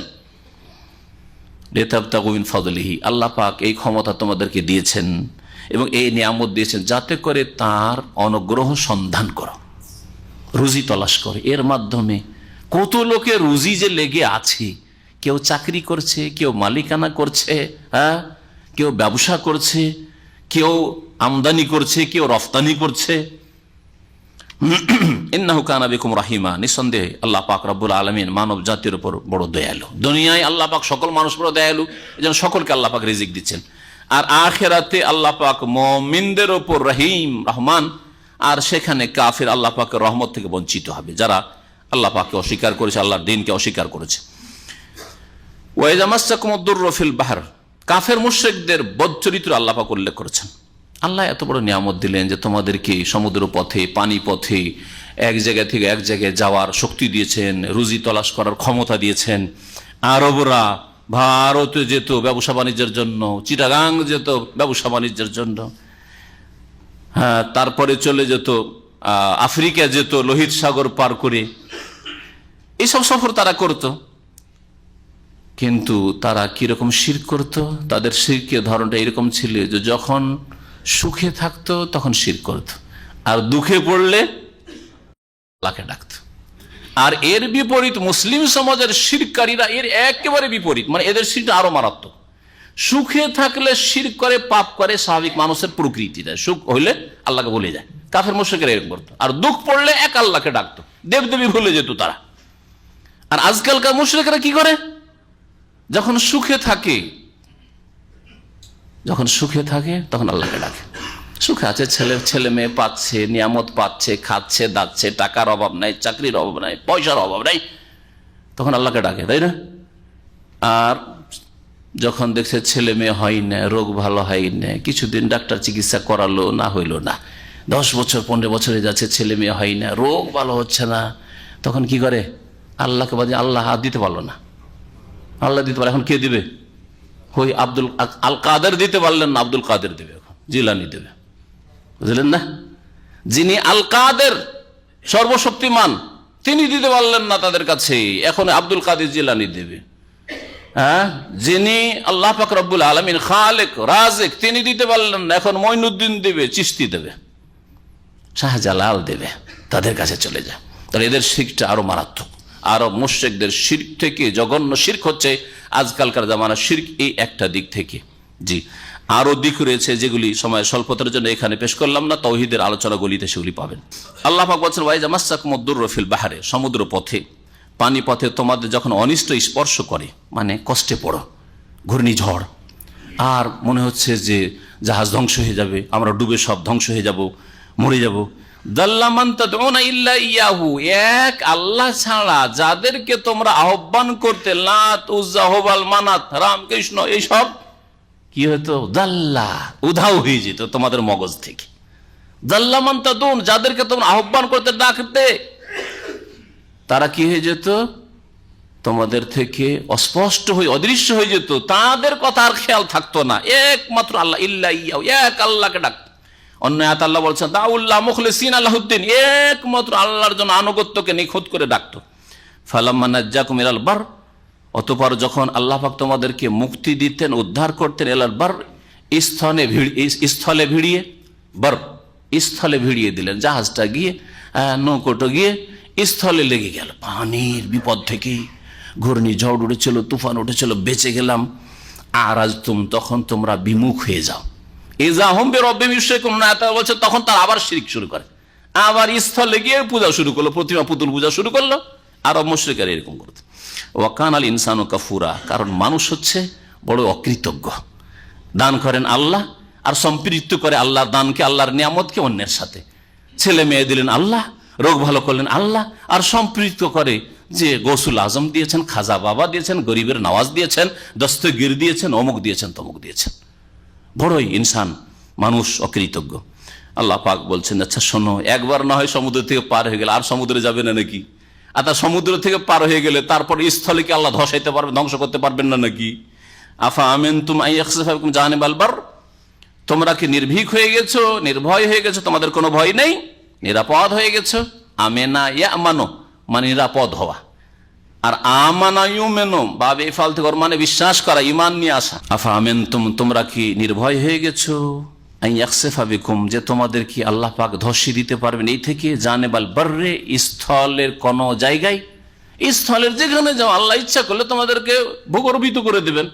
ওয়াকানা, আল্লাহ পাক বলছে আয়ুরসিল আলাইকুম হাসিবান, অথবা তোমাদের ওপর এমন ঝড় পাঠাবেন যা কঙ্কর বিশিষ্ট। হাসিব বলা হয় এমন ঝড় কি যেই ঝড়ে ক্ষুদ্র ক্ষুদ্র পাথরও থাকে। ঝড় চলছে তার সাথে সাথে পাথর এসে আঘাত করছে, কঙ্কর আঘাত করছে গোটা শরীরে, কঙ্কর বিশিষ্ট ঝড়ো হাওয়া হাসিব। এটাও তো আল্লাহ পাঠাইতে পারবেন। স্থলে চলে গেলে তো সেখানে তো এইভাবে আল্লাহ ধ্বংস করতে পারেন, যেমন বহু জাতিক আল্লাহ এরকম ধ্বংস করেছেন। সুম্মা লা তাজিদু লাকুম ওয়াকিলা, অতঃপর তোমরা তোমাদের জন্য কোনো কর্মবিধায়ক আল্লাহ ছাড়া কাউকে উদ্ধারকারী পাবে না, যে তোমাদের বানিয়ে দেবে, তোমাদের শুধরে দেবে, তোমাদের সাহায্য করে, এরকম কাউকে পাবে। আমিনতুম আন ইউঈদাকুম ফিহি তারাতান উখরা, নাকি তোমরা নির্ভয় হয়ে গেছো, নিরাপদ হয়ে গেছো যে তোমাদেরকে আর পুনরায় তোমাদের আল্লাহ আবার পানি পথে ফিরাবেন না, আবার তোমাদেরকে আরেকবার সফর করতে হইলো, একবার ফিরে এসে আবার শিরিক করা শুরু করলে, আবার যখন সমুদ্রের পথে তখন তো আল্লাহ ডুবিয়ে দিতে পারবেন। আল্লাহ পাক বলছেন যে ফায়ুরসিল আলাইকুম কাসিফাম মিনার রিহ, আর তারপরে তোমাদের উপর প্রচন্ড বেগে প্রবাহিত ঘূর্ণিঝড় পাঠাবেন। কাসিফাম মিনার, কাসাফা ইয়াকসিফ মানে হচ্ছে চূর্ণ বিচূর্ণ করে দেওয়া। তাহলে এমন ঝড়কে বোঝানো হয়েছে। রিহ মানে এমনি ঝড় হয়, আর রিহের সাথে কাসেফান মানে এমন ঝড় যেই ঝড়ে মানুষের সবকিছুকে, নৌকো জাহাজ আর যান মাল সবকিছুকে চূর্ণ বিচ্ছিন্ন করে বিক্ষিপ্ত করে দেয়। কাসেফা মিনার রিহ, এর থেকে কি তোমরা নির্ভীক হয়ে গেছো? ফায়ুগরিকাকুম বিমা কাফারতুম, তোমাদের কুফরির কারণে, অকৃতজ্ঞ হওয়ার কারণে, শিরকের কারণে তোমাদেরকে ডুবিয়ে দেবেন। এটা কি আল্লাহ করতে পারবেন না? তোমাদের কোনো ভয় নেই? সুম্মা লা তাজিদু লাকুম আলাইনা বিহি তাবিয়া, তারপরে আমার বিরুদ্ধে এই সম্পর্কে তোমাদের কোনো সাহায্যকারী পাবে না। তাবিয়ান মানে সাহায্যকারী, নাসিরা। তাবিয়ানের আরেকটি তাফসীর হচ্ছে যে প্রতিশোধ গ্রহণকারী পাবে না। দুনিয়ার ক্ষেত্রে একজন জালেম আরেকজন জুলুম করলে প্রতিশোধের আশঙ্কা থাকে, কুপরিণতি। যে কোনো মানুষ যত শক্তিশালী হোক না কেন, আজকাল যারা শাসক গোষ্ঠী তারাও কিন্তু ভয়ের জন্য তাদের সিকিউরিটিকে মজবুত করে দিচ্ছেন। না, আমরা এই কাজটা করেছি যেই কাজে রিয়াকশন হইতে পারে, সুতরাং আমাদেরকে নিরাপত্তা আরো জোরদার করে দিতে হবে, করছে না? তার মানে তাদের কুপরিণতির ভয় আছে। ইয়াখাফু উকবাহা, মানুষ তাদের কুপরিণামের ভয় করে, কিন্তু আল্লাহ পাক সম্পর্কে আম্মা পাড়ার ছোট্ট সূরায় অশামসি ওয়াদুহার শেষখানে কি বলছেন? ওয়ালা ইয়াখাফু উকবাহা, আল্লাহ পাক কুপরিণতি কি হবে, এই জাতিকে ধ্বংস করে দিয়ে পৃথিবী ধ্বংস করে, এইরকম কোনো ভয় করেন না আল্লাহ পাক রব্বুল আলামিন, এরকম কোনো ভয় করেন। আল্লাহ পাক তাই বলছেন যে তোমাদেরকে যদি আমি এরকম করে ধ্বংস করে দিই তো কে তোমাদের সাহায্য করবে আর কে প্রতিশোধ নেবে? প্রতিশোধ নেওয়ার আছে? লাত উজ্জা মানাত আর দেব দেবী আর জিলানি চিস্তিকে প্রতিশোধ দিতে পারবে? আল্লাহ পাক রব্বুল তারপরে বলছেন ওয়ালাকাদ কাররামনা বানি আদম, আর নিঃসন্দেহে আদম সন্তানকে আমি সম্মানিত করেছি, শ্রেষ্ঠত্ব দান করেছি। আদম সন্তানকে সম্মানিত করেছেন। আদম সন্তান হিসাবে মুসলিম হোক আর অমুসলিম হোক, যে কোনো মানুষকে আল্লাহ সম্মানিত করেছেন বেশ কিছু বৈশিষ্ট্য দিয়ে, যেগুলো প্রত্যেক মানুষের কাছে রয়েছে। যেমন বাকশক্তি, এটা মানুষের বৈশিষ্ট্য। বাকশক্তি আল্লাহ দিয়েছেন অসংখ্য পশু পাখি আল্লাহ এই বাকশক্তি দেননি। কথা কত সুন্দর করে ব্যক্ত করতে পারছি, আর কত সুন্দর করে বুঝছেন। হ্যাঁ, এই আল্লাহ পাক নিয়ামত দান করেছেন। আল্লাহ পাক ইলম, জ্ঞান দিয়ে সম্মানিত করেছেন। জ্ঞান অর্জন করা, কিছুই জানতেন না মায়ের পেট থেকে বেরিয়ে, হ্যাঁ মাশাআল্লাহ স্পেশালিস্ট, মাশাআল্লাহ বৈজ্ঞানিক, মাশাআল্লাহ আল্লামা, শাইখুল হাদিস, মুহাদ্দিস, ইমাম বুখারী আর ইমাম আবু হানিফা আর শাফি মালিক আহমদ, তাই না? ইলম দিয়ে এইভাবে আল্লাহ পাক রব্বুল বিবেক, আকল, বিবেক দিয়েছেন। প্রত্যেক মানুষকে আল্লাহ পাক বিবেক দেন, মুসলিম হোক অমুসলিম, বিবেক দিয়েছেন। এই বিবেকের মাধ্যমে দুনিয়ার কেমন করে উন্নতি করতে হবে যথেষ্ট বুঝে। আর দিন সম্পর্কে যদি কিছু জ্ঞান হাসিল করে নেয়, তাহলে ওই ক্ষেত্রে কেমন করে উন্নতি করে সেটাও বুঝে। একজন মানুষ নিজেকে অনেক ওপরে নিয়ে যেতে পারে জ্ঞান দিয়ে, বিবেক দিয়ে, ইলম দিয়ে, আর তার বাকশক্তি দিয়ে। এগুলি আল্লাহ পাক প্রত্যেক মানুষকে দিয়েছেন। এইভাবে আল্লাহ সম্মানিত করেছেন। আর বিশেষভাবে সম্মানিত করেছেন মুমিনদেরকে। ওটা হচ্ছে খাস সম্মান, যেটা দুনিয়াতে রয়েছে আর আখিরাতে রয়েছে। আল্লাহ পাকের ভালোবাসা, আল্লাহ পাকের নেক বান্দাদের ভালোবাসা, ফেরেশতাদের ভালোবাসা, জিন মুমিনদের ভালোবাসা, প্রত্যেক মখলুক, সৃষ্টি, পশু পাখি, গাছপালা, পাথর আল্লাহ পাকের নেক বান্দাদেরকে ভালোবাসে। যেগুলি অদৃশ্য, যেগুলি অদৃশ্য কিন্তু কোরআনে কারীমের কথা, ইন্নাল্লাযীনা আমানু ওয়া আমিলুস সালিহাত সায়াজআলু লাহুমুর রহমান উদ্দা। যারা ঈমানদার এবং সৎকর্মশীল, আল্লাহ পাক তাদের জন্য ভালোবাসা সৃষ্টি করে দেন। সূরাতে মারিয়ামে রয়েছে, ভালোবাসা সৃষ্টি করে দেন। ওয়া হামালনাহুম ফিল বাররি ওয়াল বাহর, যেসব দিয়ে আল্লাহ সম্মানিত করেছেন তার একটি দিক হচ্ছে তাদেরকে আল্লাহ পাক চড়ার শক্তি দিয়েছেন। তাদেরকে আল্লাহ পাক বহন করেছেন। হামালনাহুম, আল্লাহ বলছেন আমি বহন করেছি, মানে আমি তাদের বাহনের ব্যবস্থা করেছি। ফিল বাররে, স্থলে, ওয়াল বাহরে, আর পানিপথে, ওয়াল বাহর, সমুদ্রের পথও তাদেরকে আমি বাহন দান করেছি। দেখেন আল্লাহ পাক এই মানুষকে শুধু এই সুন্দর সুন্দর বাহন দিয়েছেন। তারপরে স্থলে আল্লাহ পাক বাহন দিয়েছেন, স্থলের উপর আকাশ পথে আল্লাহ পাক বাহন দিয়ে দিয়েছেন। যেই কথাটি 1400 বছর আগে যদি বলা হতো আকাশ পথে, তাহলে আরো বলতো যে উদ্ভট কথা বলছে মোহাম্মদ রাসূলুল্লাহ সাল্লাল্লাহু আলাইহি ওয়াসাল্লাম। কিন্তু এটা স্থলের উপর দিয়ে যাচ্ছে, না হয় পানির উপর দিয়ে যাচ্ছে। সুতরাং উড়োজাহাজের মাধ্যমে যে আকাশ পথে মানুষ সফর করছে, সেটা এই আয়াতের অন্তর্ভুক্ত। যেখানে যাক না কেন, হয় সমুদ্রের ওপর দিয়ে উড়ে যাচ্ছে, আর না হলে স্থলের ওপর দিয়ে উড়ে যাচ্ছে। আল্লাহ পাক এই ক্ষমতা মানুষকে দিয়েছেন, কোন সৃষ্টিকে আল্লাহ পাক সব ক্ষমতা দেননি। ওয়া রাযাকনাহুম মিনাত তাইয়্যিবাত, এবং তাদেরকে সুন্দর সুন্দর পবিত্র উপজীবিকা দান করে, রিজিক দান করেছি। এত সুন্দর সুন্দর রিজিক, আর এত আইটেমের রিজিক মানুষ খেয়ে থাকে যা কোন প্রাণীর নসিব হয় না। এর সম্পর্কে একটা একটা করে যদি বলা যায় তো দীর্ঘ সময় না, দিন লেগে যেতে পারে, তাই না? কত রকমের, আপনার বাড়িতে কত রকমের আইটেম তৈরি হয়। একটা হোটেলে চলে যান, কত রকমের আইটেম, নাস্তায় থাকে, দুপুরে থাকে, রাত্রে থাকে। চিন্তা করুন আপনি, কত রকম আইটেম বিভিন্ন দেশে, এক এক দেশে এক এক রকম। আবার যেসব আইটেম হয়তো আপনার দেশে এশিয়াতে হয়, সেটা আফ্রিকাতে হয় না, আফ্রিকাতে অন্য কোনো আইটেম তৈরি হয়। আবার এশিয়া, ইউরোপে আর কিছু হয়, ইত্যাদি ইত্যাদি। সুবহানাল্লাহ, ওয়া রাযাকনাহুম মিনাত তাইয়্যিবাত, কত যে পবিত্র পবিত্র আল্লাহ পাক রিজিক, খাদ্য আর পানীয় দান করেছেন, আর ভোগের সামগ্রী দান করেছেন। মিনাত তাইয়্যিবাত, এ তাইয়্যিবাতের মধ্যে হচ্ছে যে স্বামী স্ত্রীর যে সম্ভোগ, আল্লাহ পাক তাও মানব জাতি যেইভাবে এই সম্ভোগ হাসিল করতে পারে, এই সম্ভোগ করে, সেটা কোন প্রাণী করে না। সুবহানাল্লাহ, কিভাবে আল্লাহ সম্মানিত করে। তারপরেও এক শ্রেণীর মানুষ এত নোংরা রয়েছে যে ওই পশুর মতো তাদের চরিত্র, পশুকে করতে দেখে সেইগুলি জিজ্ঞেস করে যে এইরকম করবো আমি, আর ওইরকম করেও থাকে। আউযুবিল্লাহ, এর চাইতে বেশি বলার প্রয়োজন আছে কি?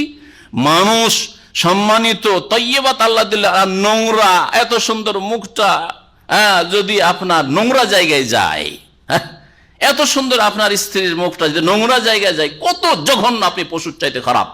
উলাইকা কাল আনআমি বাল হুম আদাল, এরা হচ্ছে চতুষ্পদ জন্তু, বরং ওর চাইতে বেশি অধম এরা। আল্লাহ বলছেন আদাল, ওর চাইতে বেশি নিকৃষ্ট এরা।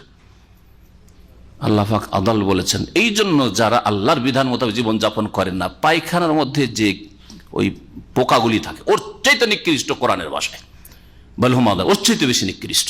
জীবনের প্রতিটি ক্ষেত্রে আল্লাহ পাকের বিধান মেনে চলতে হবে। বাম হাত দিয়ে পানাহার যদি নিষেধ হয়, তার নোংরা জায়গায় আবার মুখ লাগানো কি করে জায়েজ হতে পারে? আর আরো আশ্চর্য লাগে যে কোন মৌলভী সাহেব জিজ্ঞেস করা আছে, বলছে যে এটাতে তো আমি কোন নিষেধ পাই না, নিষেধ পেতে হবে।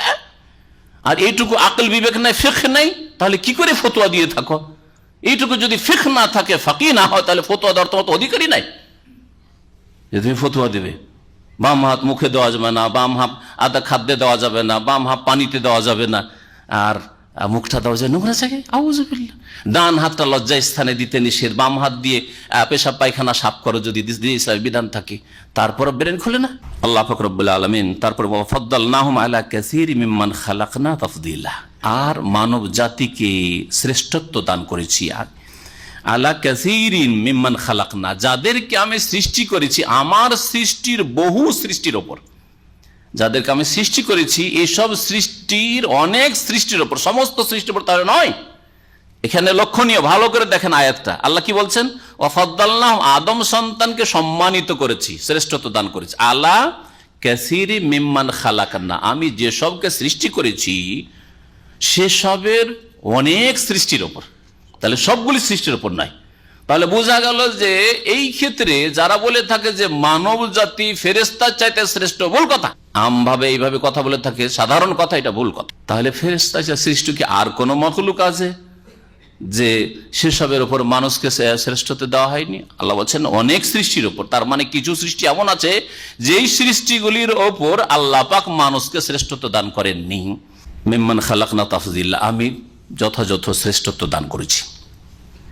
এই আয়াতকে সামনে রেখে অনেকে ভুল বুঝেছেন, আর বুঝে মানুষ ফেরেশতার চাইতে শ্রেষ্ঠ এই কথা বলেছেন, কিন্তু কথাটি ভুল।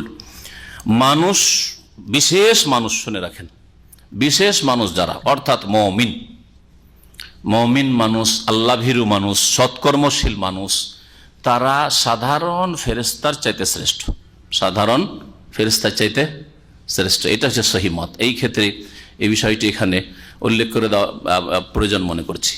তাহলে ইমানদার সৎকর্মশীল মানুষ সাধারণ ফেরেশতার চাইতে শ্রেষ্ঠ। আর বলে মানুষ শ্রেষ্ঠ মানে কাফের মুশরিক শ্রেষ্ঠ, বিদআতি শ্রেষ্ঠ, যারা দিন ইসলাম পালন করা, ফরজ ওয়াজিব আদায় করে তারা শ্রেষ্ঠ ফেরেশতা, কখনো নাই, কখনো নাই। বরং তাদেরকে তো আল্লাহ পাক চতুষ্পদ জন্তু চাইতে নিকৃষ্ট অধম বলছেন। আর বিশেষ মানুষ, বিশেষ ফেরেশতার চাইতে শ্রেষ্ঠ, এই কথা অনেকের মত। যেমন আম্বিয়া রসুলগণ সমস্ত ফেরেশতার চাইতে শ্রেষ্ঠ। জিবরাইল, মিকাইল, ইসরাফিল তারা বেশি শ্রেষ্ঠ না নবী রসুলগণ শ্রেষ্ঠ? এগুলি নিয়ে ওলামারা দ্বিমত করলে এগুলি আমাদের কোনো আকিদার বিষয় নয়। আর এগুলি কথা যদি আকিদার জরুরি বিষয় হইতো তা আল্লাহ কোরআন স্পষ্ট করে দিতেন, রাসূলুল্লাহ সাল্লাল্লাহু আলাইহি ওয়াসাল্লাম তার হাদিসে স্পষ্ট করে দিতেন। এই ক্ষেত্রে আমাদের এতটুকু জেনে নেওয়া যথেষ্ট যে যারা সৎকর্মশীল মানুষ তারা সাধারণ ফেরেশতার চাইতে শ্রেষ্ঠ। আর শুধু জন্মসূত্রে মুসলিম হওয়া নয়, এই জন্য সৎকর্মশীল বললাম, আল্লাহ ভীরু, মুত্তাকি আর ইমানদার। আর যারা বিশেষ মানুষ, আম্বিয়া রসুলগণ, আর বিশেষ করে মুহাম্মদ রাসূলুল্লাহ সাল্লাল্লাহু আলাইহি ওয়াসাল্লাম, ইব্রাহিম খলিলুল্লাহ, তারা আল্লাহ আলম, তারা সমস্ত ফেরেশতার চাইতে শ্রেষ্ঠ। আল্লাহ পাক ভালো জানেন। আল্লাহ পাক রব্বুল তারপরে কিয়ামতের কথা বলছেন, ইয়াউমা নাদউ কুল্লা উনাসিম বিইমামিহিম, স্মরণ করো সেই দিনকে যেদিন আমি প্রত্যেক মানুষকে আহ্বান করব, ডাকবো, বিইমামিহিম, তাদের ইমাম, নেতার সাথে, তাদের নেতার সাথে। এখন ইমাম মানে কি? ইমামের তাফসীর কি? ইমামের একটি মানে হচ্ছে নেতা। এর তাফসীর চারটি বলা হয়েছে, ভালো করে শুনে রাখেন। কিয়ামতের দিনে প্রত্যেক মানুষকে আল্লাহ ডাকবেন তার নেতার সাথে, তার ইমামের সাথে। আর আমাদের ইমাম বা প্রত্যেক মানুষের ইমাম তাদের রসুল, তাদের নবী। সুতরাং শেষ নবীর উম্মতকে মুহাম্মদুর রাসূলুল্লাহ সাল্লাল্লাহু আলাইহি সাল্লামের সাথে ডাকবেন, যে এসো যারা উম্মতে মুহাম্মদ রাসূলুল্লাহ সাল্লাল্লাহু আলাইহি সাল্লামের সাথে ধরো, জি, বিইমামিহিম বিরাসূলিহিম বিনবিয়িহিম। মূসা আলাইহিস সালামের যারা অনুসারী, সত্যিকার অনুসারী, ইহুদিরা নয়, যারা ধর্মকে বিকৃত করেছে, খ্রিস্টানরা নয়, যারা ঈসা আলাইহিস সালামের তাওহীদকে তৃতীয়বাদে আর শিরকে লিপ্ত করেছে আর শিরকে রূপান্তরিত করেছে, তারা নয়। যারা সত্যিকার ঈসা আলাইহিস সালাম অনুসারী, যেমন হাওয়ারি বা অন্যান্য নেক লোক, যতদিন পর্যন্ত তাদের মধ্যে শিরক কুফরি শুরু হয়নি, ঈসা আলাইহিস সালামকে আল্লাহর পুত্র এই শিরকি কুফরি আকীদা শুরু হয়নি, ততদিন পর্যন্ত যারা ঈসা আলাইহিস সালাম অনুসারী ছিল তাদেরকে ঈসা আলাইহিস সালামের সাথে ডাকা হবে, ইব্রাহিম আলাইহিস সালামের উম্মতকে ইব্রাহিম আলাইহিস সালামের সাথে ডাকা হবে, এইভাবে। এবং শেষ নবী মুহাম্মদ রাসূলুল্লাহ সাল্লাল্লাহু আলাইহি ওয়াসাল্লাম প্রথম জান্নাতে যাবে, তার সাথে তার উম্মতেরা যাবে তারপরে পরে, যেই ফজিলতের সিরিয়াল রয়েছে, তরতিব রয়েছে, এই হিসাবে এইভাবে আল্লাহ ডাকবেন। একটি তাফসির। দ্বিতীয় তাফসির হচ্ছে যে প্রত্যেক মানুষকে সেই দিন তার নেতার সাথে ডাকা হবে, অর্থাৎ দুনিয়ার নেতা কার আদর্শ মোতাবেক জীবনযাপন করত, কার তরিকায় চলতো, কাকে আইডিয়াল মনে করত। যদি দ্বীন ইসলামকে সত্যিকার জীবনে পূর্ণাঙ্গ বিধান মনে করে আর মুহাম্মদ রাসূলুল্লাহ সাল্লাল্লাহু আলাইহি ওয়াসাল্লামের অনুসারী হয়ে থাকেন, কোনো শর্ত নাই নবীর অনুসরণের জন্য, তাহলে তার সাথে। আর যদি বলে না না না, হাদিসের উপর আমল করার জন্য আগে জানতে হবে আমাদের তরিকাতে কি আছে, আমাদের কিতাবে ফিকহের কিতাবে কি ফতোয়া আছে, অথবা যারা অন্ধ পীরের মুরিদ, আমাদের পীর সাহেব যে ওজিফা দিয়েছেন সেই তরিকার ওজিফা, পীর সাহেব যে জিকির আজকার দিয়েছেন, শর্টকাট দিয়েছেন, সেটা নিতে হবে। প্রত্যেক এইরকমই রাজনৈতিক নেতা আদর্শ, কেউ মার্ক্সবাদী বিশ্বাসী, কেউ পুঁজিবাদী বিশ্বাসী, কেউ মাওবাদী বিশ্বাসী, কেউ বা গণতন্ত্রে বিশ্বাসী, এইরকম প্রত্যেক জাতিকে তাদের ইমাম ওই আব্রাহাম লিঙ্কনের সাথে, আর না হলে কার্ল মার্কসের সাথে, লেনিনের সাথে, আর না হলে অমুকের সাথে, অমুকের সাথে ডাকা হবে। জি, যারা ওই কবর মাজার পূজা করেছে, যারা ওই নকশবন্দি, চিশতি আর কাদেরি আর মুজাদ্দিদি আর সাহারওয়ার্দী ওইসব ধরেছে, তাদের নেতাদের সাথে, ধর্মীয় নেতা হোক অথবা দুনিয়ার নেতা যাদেরকে আদর্শ মনে করতো আর তার জন্য সমস্ত পরিশ্রম মেহনত ব্যয় করেছে, বিদ্যা বুদ্ধি সবকিছু ব্যয় করেছে ওই পথে, ওদের সাথে উঠানো হবে। 3 নম্বর হচ্ছে মানে হচ্ছে বে কিতাবেহিম, তাদের কিতাবের সাথে, অর্থাৎ কোরআনে কারীমে যারা বিশ্বাসী কোরআনে কারীমের সাথে তারা উঠবে, আর যারা অন্য কিতাব বিশ্বাসী তার সাথে উঠবে বে কিতাবেহিম। আর একটা হচ্ছে বে কিতাবেহিম বে ইমামহিম মানে কিতাবেহিম, কিন্তু কিতাব মানে এখানে হচ্ছে কিতাবু আমালিহিম, তাদের কর্মলিপি, আমল নামা। প্রত্যেক মানুষকে কিয়ামতের দিন আল্লাহ আহ্বান করবেন তাদের আমল নামার সাথে, আসো আর নিজের নিজের আমল নামা গ্রহণ করো, নাও, আসো নিয়ে যাও। ডান হাতে আসবে আর না হয় বাম হাতে আসবে, সামনের দিক থেকে আসবে না হয় পিছনের দিক থেকে আসবে। আল্লাহ পাক রব্বুল আলামিন এই কথাই বলতে চেয়েছেন। আল্লাহু আলাম। এই 4টি তাফসীরের মত, 4টাই হতে পারে অথবা যে কোনো একটা হতে পারে। জি, তবে প্রত্যেক মানুষ যাকে আদর্শ মনে করেছে তার সাথে অবশ্যই উঠবে। মুহাম্মদ রাসূলুল্লাহ সাল্লাল্লাহু আলাইহি ওয়াসাল্লাম হাসানা, উত্তম আদর্শ যারা মনে করেছে জীবনের প্রতিটি ক্ষেত্রে, অবশ্যই তার সাথে হবে। আর যারা অন্যকে আদর্শ মনে করেছে যে কোনো ক্ষেত্রে, তাদের সাথে তারা উঠবে। আল্লাহ পাক রব্বুল আলামিন তারপর ইরশাদ করছেন, ফামান উতিয়া কিতাবাহু বিয়ামিনিহি, সুতরাং সেই দিন যার ডান হাতে তার কিতাব আমল নামা দেওয়া হবে, আমল নামা দেওয়া হবে। এই জন্য এই যে কি আমল নামার কথা এখানে যেহেতু উল্লেখ হয়েছে, সেই জন্য অনেক তাফসীরকাররা বলেছেন যে ইমাম মানে এখানে হচ্ছে আমল নামা। কারণ সূরা ইয়াসিনে রয়েছে ওয়াকুল্লা শাইইন আহসাইনাহু ফি ইমামিম মুবিন, প্রত্যেক বস্তুকে আমি সংরক্ষিত রেখেছি, প্রত্যেকটি আমল যা করেছে, কথা কাজ মানুষ বলেছে করেছে, সেগুলিকে আহসাইনাহু সংরক্ষিত রেখেছি আমি ফি ইমামিম মুবিন, সুস্পষ্ট ইমামে। সুস্পষ্ট ইমাম আবার কি করে, মানে সুস্পষ্ট কিতাব, এখানে কর্মলিপি আমলনামা বোঝানো হয়েছে। এই জন্য অধিকাংশ তাফসীরকাররা এখানে ইমামের তাফসীর আমলনামা দিয়েই করেছেন। ফাউলাইকা ইয়াকরাউনা কিতাব, ডান হাতে যখন আমলনামা আসবে সৎকর্মশীল জান্নাতীদের, তারা তাদের আমলনামা কর্মলিপি পাঠ করবে। ওয়ালা ইউজলামুনা ফাতিলা, আর তাদের ওপর জুলম করা হবে না। ফাতিল, ফাতিল মানে কি? ফাতিল হচ্ছে খেজুরের আটিটা বের করেন, আর আটির যে মাঝখানে যে ফাটলটা রয়েছে, নিচু স্থান ফাটল, লম্বায় ফাটলটা, ওই ফাটলের ওপর একটা সুতা রয়েছে, এই সুতাটাকে ফাতিল বলা হয়। এই সুতাটাকে ফাতিল বলা হয়। কত ক্ষুদ্র সুতা, আর কত ছোট, আর কত হালকা জিনিস, এতটুকু পরিমাণ আল্লাহ পাক রব্বুল আলামিন কোন মানুষের জুলম করবেন না, যার যা প্রাপ্য তা পাবে। ওমান কানা ফি হাযিহি আমা, আর যারা এই ইহজগতে দুনিয়াতে অন্ধ ছিল, আল্লাহর দিন থেকে অন্ধ ছিল, আল্লাহ পাকের আসমানি সিলেবাস থেকে অন্ধ ছিল, ঈমান ইসলামী জীবন থেকে অন্ধ ছিল, ফাহুয়া ফিল আখিরাত আমা, তারা কিয়ামতের দিন আখিরাতেও কি হবে? অন্ধ হয়ে উঠবে। দুনিয়ায় দিন ইসলামের নূর আলো থেকে অন্ধকারে ছিল আর অন্ধ হয়েছিল, সেই জন্য অন্ধকারে কিয়ামতের দিন হবে আর অন্ধ হবে, দুটো হবে, অন্ধকারও থাকবে আর অন্ধও থাকবে। ওয়া আদাল্লু সাবিলা, আর অধিক পথভ্রষ্ট হবে। দুনিয়ায় যেমন পথভ্রষ্ট ছিল, আখিরাতেও জান্নাতের রাস্তা কখনো পাবে না। আদাল্লু সাবিলা আনিল জান্নাহ, জান্নাত থেকে অনেক দূরে পথভ্রষ্ট হয়ে থাকবে, রাস্তাহারা, এই জাহান্নামের রাস্তায় থাকবে। ওয়াইন কাদু লা ইফতানুনাকা আনিল্লাযী আওহায়না ইলাইকা লিতাফতারি আলাইনা গায়রাহু ওয়া ইযা লাত্তাখাযুকা খালিলা। এখান থেকে আল্লাহ পাক রব্বুল আলামিন নবী মুহাম্মদ রাসূলুল্লাহ সাল্লাল্লাহু আলাইহি সাল্লামের সাথে আরব মুশরিকরা, বিশেষ করে মক্কার কাফের মুশরিকরা, কুরাইশরা, এরা যে কম্প্রোমাইজ করতে চেয়েছিল, আর কম্প্রোমাইজের একটা স্তরে গিয়ে তারা কিছু দাবি দাওয়া পেশ করেছিল, আজ এই ক্ষেত্রে তুমি একটু ছাড় দাও, আমাদের জন্য কিছু ডিসকাউন্ট করো, আমাদেরগুলিও কিছু তুমি মানো আর তোমারগুলো আমরা মানছি। এইরকম যে প্রস্তাব পেশ করেছিল সেটাকে আল্লাহ নাকচ করে দিয়ে নবী মুহাম্মদ রাসূলুল্লাহ সাল্লাল্লাহু আলাইহি সাল্লামকে সতর্ক করেছেন। নবী সাল্লাল্লাহু আলাইহি সাল্লাম তাদের প্রস্তাবে সামান্যতম তাদের দিকে ঝুঁকে যাননি, বা একটুও মন যায়নি যে মেনেইনি, কিছু কথা না। বিভিন্ন প্রস্তাব ছিল, তার মধ্যে একটা প্রস্তাব যেটা সূরা কাফিরুনের তাফসিরে বলা হয়েছে যে মুহাম্মদ 1 বছর তোমার আল্লাহর ইবাদত আমরা করি, আর 1 বছর তুমি আসো আমাদের উপাস্যদের ইবাদত করো। এইরকম বেশ কিছু বিধিবিধানের ক্ষেত্রে দেখো আমরা আল্লাহর ইবাদত করছি, কিন্তু আমাদের দেবদেবী সম্পর্কে বলিও না যে লাত উজ্জা মানাত এসবের পূজা চলবে না, 360টা মূর্তি চলবে না, এইসব চলবে না, এইসব কথা বলিও না। পজিটিভ করে দিচ্ছি, তুমি নেগেটিভ কিছু বলিও না, আমাদের এইসবের বিরুদ্ধে বলিও না, আমরা এটাও করি আর ওইটাও করছি, ঠিক আছে। এইরকম ছিল। কোন কোন তাফসীরকাররা উল্লেখ করেছেন যে কিছু গোত্র ছিল যাদের এলাকাটা মক্কার হারামের বাইরে পড়ছিল। আপনার হারামের একটা এলাকা, হদুদে হারাম, হারামের বর্ডার রয়েছে, বাইরে ছিল। তো ওরা প্রস্তাব পেশ করলো যে আমাদের বংশটা, গোত্রটা, কাবিলা একটু হারামের বাইরে পড়ছে, তো এক কাজ করেন আমাদের এলাকাটা তো হারামে সামিল করে নেন।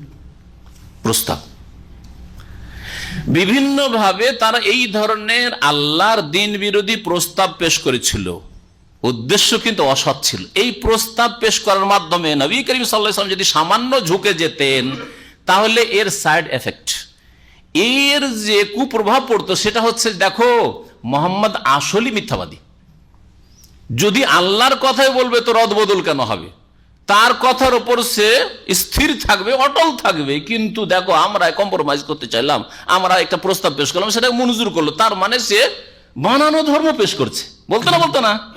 এই সুযোগ হয়ে যেত, আল্লাহ এর জন্য শক্তভাবে সাবধান করে দিচ্ছেন যে কোনো কম্প্রোমাইজ নাই। আর এটা শুধু রাসূলুল্লাহ সাল্লাল্লাহু আলাইহি ওয়াসাল্লামের জন্য না, কিয়ামত পর্যন্ত প্রত্যেক মুসলিমের জন্য, দিনের ক্ষেত্রে, ধর্মের ক্ষেত্রে কোনো ডিসকাউন্ট নেই। হ্যাঁ, দুনিয়ার ক্ষেত্রে ডিসকাউন্ট আছে, আপনি কোন অমুসলিমের কাছে 10,000 টাকা পাবেন, মাফ করে দেন, ডিসকাউন্ট মাফ, পুরা অসুবিধা নেই, 10 বছর পর দিও, যখন পারবে তুমি দিও, খুব ছাড়েন, কোনো অসুবিধা নেই। কিন্তু দিনের ক্ষেত্রে বলেন, দেখেন আপনি পজিটিভটা বলেন, নেগেটিভটা বলিয়েন না, ইল্লাল্লাহ বলেন আর লা ইলাহা বলিয়েন না, আর নেই আল্লাহ ছাড়া কেউ নেই এই কথা বলিয়েন না, চলবে। রসুলকেও মানেন, আর আরো পীর ওলি মুর্শিদ তারা যেসব জিকির আজকার দিয়েছেন, মুরব্বী বুজরুগানের দিন, তাদেরও তো একটা মর্যাদা আছে, সুতরাং তাদের কথাও শরীয়ত করে মানতে হবে। এইরকম ডিসকাউন্ট চলবে না ইসলামে, এইরকম ডিসকাউন্ট নেই। হ্যাঁ, উত্তম আচরণের ক্ষেত্রে, ভালো ব্যবহারের ক্ষেত্রে, উত্তম কথা বলার ক্ষেত্রে, সাহায্য করার ক্ষেত্রে, কেউ চিকিৎসা পাচ্ছে না চিকিৎসা দেওয়ার ক্ষেত্রে, কেউ খেতে পাচ্ছে না খেতে দেওয়ার ক্ষেত্রে, হ্যাঁ খুব করেন, কিন্তু দিনের ক্ষেত্রে কোনো ছাড় চলবে না। দিনের ক্ষেত্রে বলবেন, দেখো তোমাদের ঈদুল ফিতর, ঈদুল আজহা ওটাও মানি, তো আমাদের ক্রিসমাস ডেটাও মানো, তোমাদের ঈদুল ফিতর, ঈদুল আজহা মানি, তো আমাদের কালী পূজাটাও মানো, সরস্বতী পূজা মানো, না চলবে না। তোমাদের সালামটাও মানি, আমরাও মাঝে মধ্যে সালাম বলি, তো তোমরাও মাঝে মাঝে নমস্কার বলো। আল্লাহ পাক রব্বুল বলছেন, ওয়াইন কাদু লা ইফতানুনাকা, হে নবী মুহাম্মদ সাল্লাল্লাহু আলাইহি সাল্লাম, সম্ভাবনা ছিল যে তোমাকে ফিতনায় ফেলে দিবে। কাছাকাছি অর্থ করলাম, ফিতনা শব্দ আল্লাহ ব্যবহার করছে। তোমাকে পদচ্যুত করবে, তোমার আপন জায়গা থেকে সরিয়ে ফেলবে। কি জায়গা সেটা? আনিল্লাযী আওহায়না ইলাইক, ওই বিধান থেকে যা তোমার প্রতি ওহী করেছি, আমি যে ওহীর বিধান পাঠিয়েছি, সেই ওহীর বিধান থেকে তোমাকে দূরে সরিয়ে দিবে, ফিতনায় ফেলে দিবে। এই রকমের সম্ভাবনা ছিল। লিতাফতারি আলাইনা গায়রা, যাতে করে আমার সম্পর্কে তুমি ওহী ছাড়া অন্য কোনো কথা বলো। গায়রা মানে গায়রাল ওহী, ওহী ছাড়া তোমার কিছু কল্পিত কথা তুমি বলো, আর বলার পরে তাদের সাথে একটা সন্ধি চুক্তি হয়ে যাক, কম্প্রোমাইজ হয়ে যাক, এইরকম তারা চাইছিল। ওয়াইজাল লাত্তাখাযুকা খালিলা, তুমি যদি এরকমটা করতে যে ঠিক আছে তোমাদের কিছু মানলাম আমারও কিছু মানো, হ্যাঁ, নবী করিম সাল্লাল্লাহু আলাইহি ওয়াসাল্লামের কাছে প্রস্তাব তার রেখে চলে যান, আমাদের দেবদেবীর বিরুদ্ধে বলিও না, এসব মূর্তি পূজার বিরুদ্ধে বলিও না, তোমাকে রাজা বানিয়ে দিচ্ছি মক্কা, হ্যাঁ, তোমাকে সুশ্রী রমণীর সাথে বিবাহ করাই দিচ্ছি, তোমার জন্য জামান এলাকা মালাল কত পয়সা লাগবে, কত টাকা পয়সা সব আমরা কালেকশন করছি, করেছ না করেনি? আল্লাহ পাক বলছেন তুমি যদি তাদের কম্প্রোমাইজ মেনে নিতে তাহলে তখন তারা কি করতো, লাত্তাখাযুকা খালি, অবশ্যই তারা তোমাকে অন্তরঙ্গ বন্ধু হিসাবে গ্রহণ করতো। হ্যাঁ রে মোহাম্মদ বন্ধু, মোহাম্মদ বন্ধু। আর আজকেও শুধু আপনি শিরক বিদআতের বিরুদ্ধে বলিয়েন না, নামাজের গুরুত্ব, নামাজের ফজিলত, জিকিরের গুরুত্ব, জিকিরের ফজিলত, এই শুধু এগুলো বলেন, যেমন একদল এইগুলি করে বেড়ায় সারা পৃথিবীতে। হ্যাঁ, যদি এইগুলি বলেন তো লাত্তাখাযুকা খালি, সবাই বন্ধু। ইহুদি কোথাও ঢুকতে পারে না, অন্য কোন দল ওখানে ঢুকতে পারে না, কিন্তু ইহুদির দেশে ইসরায়েলও ঢোকা যায়। এইরকম শুধু কাজ করে, শুধু নামাজের ফজিলত আর জিকিরের ফজিলত আর আধ্যাত্মিকতার ফজিলত আর তাজকিয়া নাফসের ফজিলত এগুলি বয়ান করে, আর নেগেটিভ না না না শিরক নেই, বিদআত নেই, না এটা নেই, এই সুদ নেই, ওইসব বলিয়েন না আপনি। তাহলে লাত্তাখাযুকা খালি, অবশ্যই তোমাকে অন্তরঙ্গ বন্ধু হিসাবে গ্রহণ করবে, ঠিক কিনা? এরা সবার বন্ধু না, মুসলিমের বন্ধু, কাফেরের বন্ধু। ওয়ালাউলা আন সাব্বাতনাক, আল্লাহ বলছেন যে হে নবী, তোমাকে যদি আমি দৃঢ় প্রতিজ্ঞ না রাখতাম, তোমাকে আমি অটল না রাখতাম, তোমার অন্তরকে শক্ত না করে দিতাম তোমার দিনের ওপর, লাকাদ কিত্তা তারকানু ইলাইহিম শাইআন কালিলা, তো সম্ভাবনা ছিল যে তুমি সামান্য তাদের দিকে ঝুঁকে পড়বে। যদি আমি তোমাকে সুদৃঢ় না করতাম, মজবুত করে না রাখতাম, তা আল্লাহ পাক মজবুত করেছেন, তাই নবী করিম সাল্লাল্লাহু আলাইহি ওয়াসাল্লাম সামান্যতম তাদের দিকে ঝুঁকেন। এই আয়াতের অর্থ এই কথা নয় যে নবী সাল্লাল্লাহু আলাইহি ওয়াসাল্লাম একটু ঝুঁকে গেছেন, বরং এর অর্থ হচ্ছে যে আল্লাহ যদি তাকে স্থির না রাখতেন, অটলতা না দান করতেন, তাহলে তিনি ঝুঁকে পড়তেন কিছু। লাকাদ কিত্তা তারকানু ইলাইহিম শাইআন কালিলা। আর এইরকম যদি তুমি করতে মুহাম্মদ, তুমি সবচেয়ে প্রিয় আমার, কিন্তু সবচেয়ে বড় শাস্তি তোমাকে দিতাম, আল্লাহ পাক বলছেন। এই আয়াতে নবী মুহাম্মদুর রাসূলুল্লাহ সাল্লাল্লাহু আলাইহি ওয়াসাল্লামকে যত শক্ত শাস্তির কথা শোনানো হয়েছে, আর কোন আয়াত কোরআনে কারীমে নেই। ভালো করে শুনেন কি বলছেন আল্লাহ পাক, ইযান লাযাকনাকা দাইফাল হায়াত ওয়া দাইফাল মামাত, তুমি যদি এইরকম কাজটা করতে যে তাদের দিয়ে ঝুঁকে পড়তে, আর তাদের কম্প্রোমাইজে কিছু কথা তাদের ধর্মের মেনে নিতে, আর তোমার ধর্মের কিছু ডিসকাউন্ট করে দিতে, আমার কিছু ছাড়লাম তোমাদের কিছু মানলাম, এইরকম যদি করতে, তাহলে তোমাকে অবশ্যই আসাদন করাতাম, লাযাকনা চাখাইতাম, দেফাল হায়াত, ইহ জগতের দ্বিগুণ শাস্তি। দেফুন মানে ডবল, হ্যাঁ দেফুন, আর হায়াত মানে হচ্ছে ইহ জগৎ, দুনিয়ারও দ্বিগুণ শাস্তি দিতাম, অন্য অপরাধীকে যেই শাস্তি আমি দিই দুনিয়াতে তার ডবল শাস্তি তোমাকে দিতাম। ওয়াদেফাল মামাত, আর মৃত্যুর পরে যে শাস্তি অন্য লোকের হবে, অন্য কাফের মুশরিকের আর পাপিষ্টের হবে, তার চাইতে দ্বিগুণ শাস্তি তোমাকে দিতাম। মুহাম্মদ রাসূলুল্লাহ সাল্লাল্লাহু আলাইহি ওয়াসাল্লাম যে আল্লাহ পাকের খলিলুল্লাহ, তাকে আল্লাহ পাক এত শক্ত ভাষায় সাবধান করছেন যে খবরদার তুমি কোন কুফরি শক্তির সাথে, কোন বাতিল শক্তির সাথে, কোন ভ্রান্ত পথের পথিকের সাথে কখনো দিনের ক্ষেত্রে, আল্লাহর ওহীর ক্ষেত্রে কম্প্রোমাইজ করবে না। সুম্মা লা তাজিদু লাকা আলাইনা নাসীরা, অতঃপর তুমি আমার বিরুদ্ধে তোমার জন্য কোনো সাহায্যকারী পেতে না। কে তোমার সাহায্য করত আমি যদি শাস্তি দিতাম? তাহলে যত বড় মানুষ তার ছোট অপরাধ আল্লাহ পাকের নজরে তত বড়। জি, এই আয়াতটা প্রমাণ করে। আল্লাহ পাক রব্বুল তারপরে ইরশাদ করেছেন, ওয়াইন কাদু লা ইস্তাফিজুনাকা মিনাল আরদ, এই আয়াতে নবী সাল্লাল্লাহু আলাইহি সাল্লামের হিজরতের কথা বলা হয়েছে। ভালো করে মনে কোরআনে কারীমে এই আয়াতে নবী সাল্লাল্লাহু আলাইহি সাল্লাম হিজরতের দিকে ইঙ্গিত করা হয়েছে। ওয়াইন কাদু লা ইস্তাফিজুনাকা মিনাল আরদ, আল্লাহ পাক বলছেন যে সম্ভাবনা ছিল যে তোমাকে এই মক্কার ভূমি থেকে, আরদ মানে আরদে মক্কা, মক্কার ভূমি থেকে, মক্কার জমিন থেকে তোমাকে উৎখাত করো। ইস্তাফাজ্জা, এর আগে বললাম ইস্তাফাজ্জা মানে হালকা করে দেওয়া, হালকা করে দেওয়া মানে উৎখাত করে দেওয়া, তোমাকে তাড়িয়ে দেবে, বিতাড়িত করবে। লিইউখরিজুকা মিনহা, তোমাকে তা থেকে বের করে দেওয়ার জন্য, বহিষ্কার করার জন্য। যদি কাফের মুশরিকরা তাদের ষড়যন্ত্র করে তোমাকে যদি বের হতে বাধ্য করত, ওয়াইযান লা ইয়ালবাসুনা খিলাফাকা ইল্লা কালিলা, তাহলে তোমার বেরিয়ে যাওয়ার পরে অল্প সময় ছাড়া তারা মক্কায় অবস্থান করতে পারতো না, তাদেরকে আমি ধ্বংস করে দিতাম। এই আয়াতের একটা তাফসীর হচ্ছে যে নবী করিম সাল্লাল্লাহু আলাইহি ওয়াসাল্লাম যে হিজরত করেছেন আল্লাহ পাকের নির্দেশে না কাফেররা বাধ্য করেছে? আল্লাহ পাকের নির্দেশ হচ্ছে। এই জন্য সহিহ বুখারী হাদিসে রয়েছে যে আবু বকর রাদিয়াল্লাহু তাআলা আনহুর বাড়িতে দুপুরবেলা নবী করিম সাল্লাল্লাহু আলাইহি ওয়াসাল্লাম আসলেন, আর আসার পরে বললেন যে তোমার সামনে যে মেয়ে বসে আছে, তোমার আয়েশা বসে আছে, শুনবে, এটা গোপনীয় কথা, তুমি একে সরাও। জি ইয়া রাসূলুল্লাহ, সেটা তো আপনারই পরিবার। তার মানে বিয়ে তখন হয়ে গিয়েছিল আয়েশা রাদিয়াল্লাহু আনহার সাথে, বিয়ে হয়েছিল কিন্তু দেখা সাক্ষাৎ হয়নি, বিদায় হয়নি, যেটা বলে উঠিয়ে দেওয়া আমাদের দেশে বলে বিদায় দাও। তো আমি আছি আর আপনার আহাল, আপনার পরিবার রয়েছে, আর তো কেউ নেই, গোপনীয় কথা, অসুবিধা নেই। ফাইনাল্লাহ আযেন আলী বির রাহিল, আল্লাহ পাক আমাকে এখান থেকে চলে যেতে বলছেন, প্রস্থান করতে বলছেন, মক্কা থেকে আমাকে চলে যেতে বলছেন, হিজরত করতে বলছেন। আবু বকর রাদিয়াল্লাহু আনহু বলি, ইয়া রাসূলুল্লাহ, দুটো উট আমি তৈরি করে রেখেছি, একটা আপনার জন্য বাহন হবে, একটা আমার জন্য হবে, আপনি এটা সাদরে গ্রহণ করেন।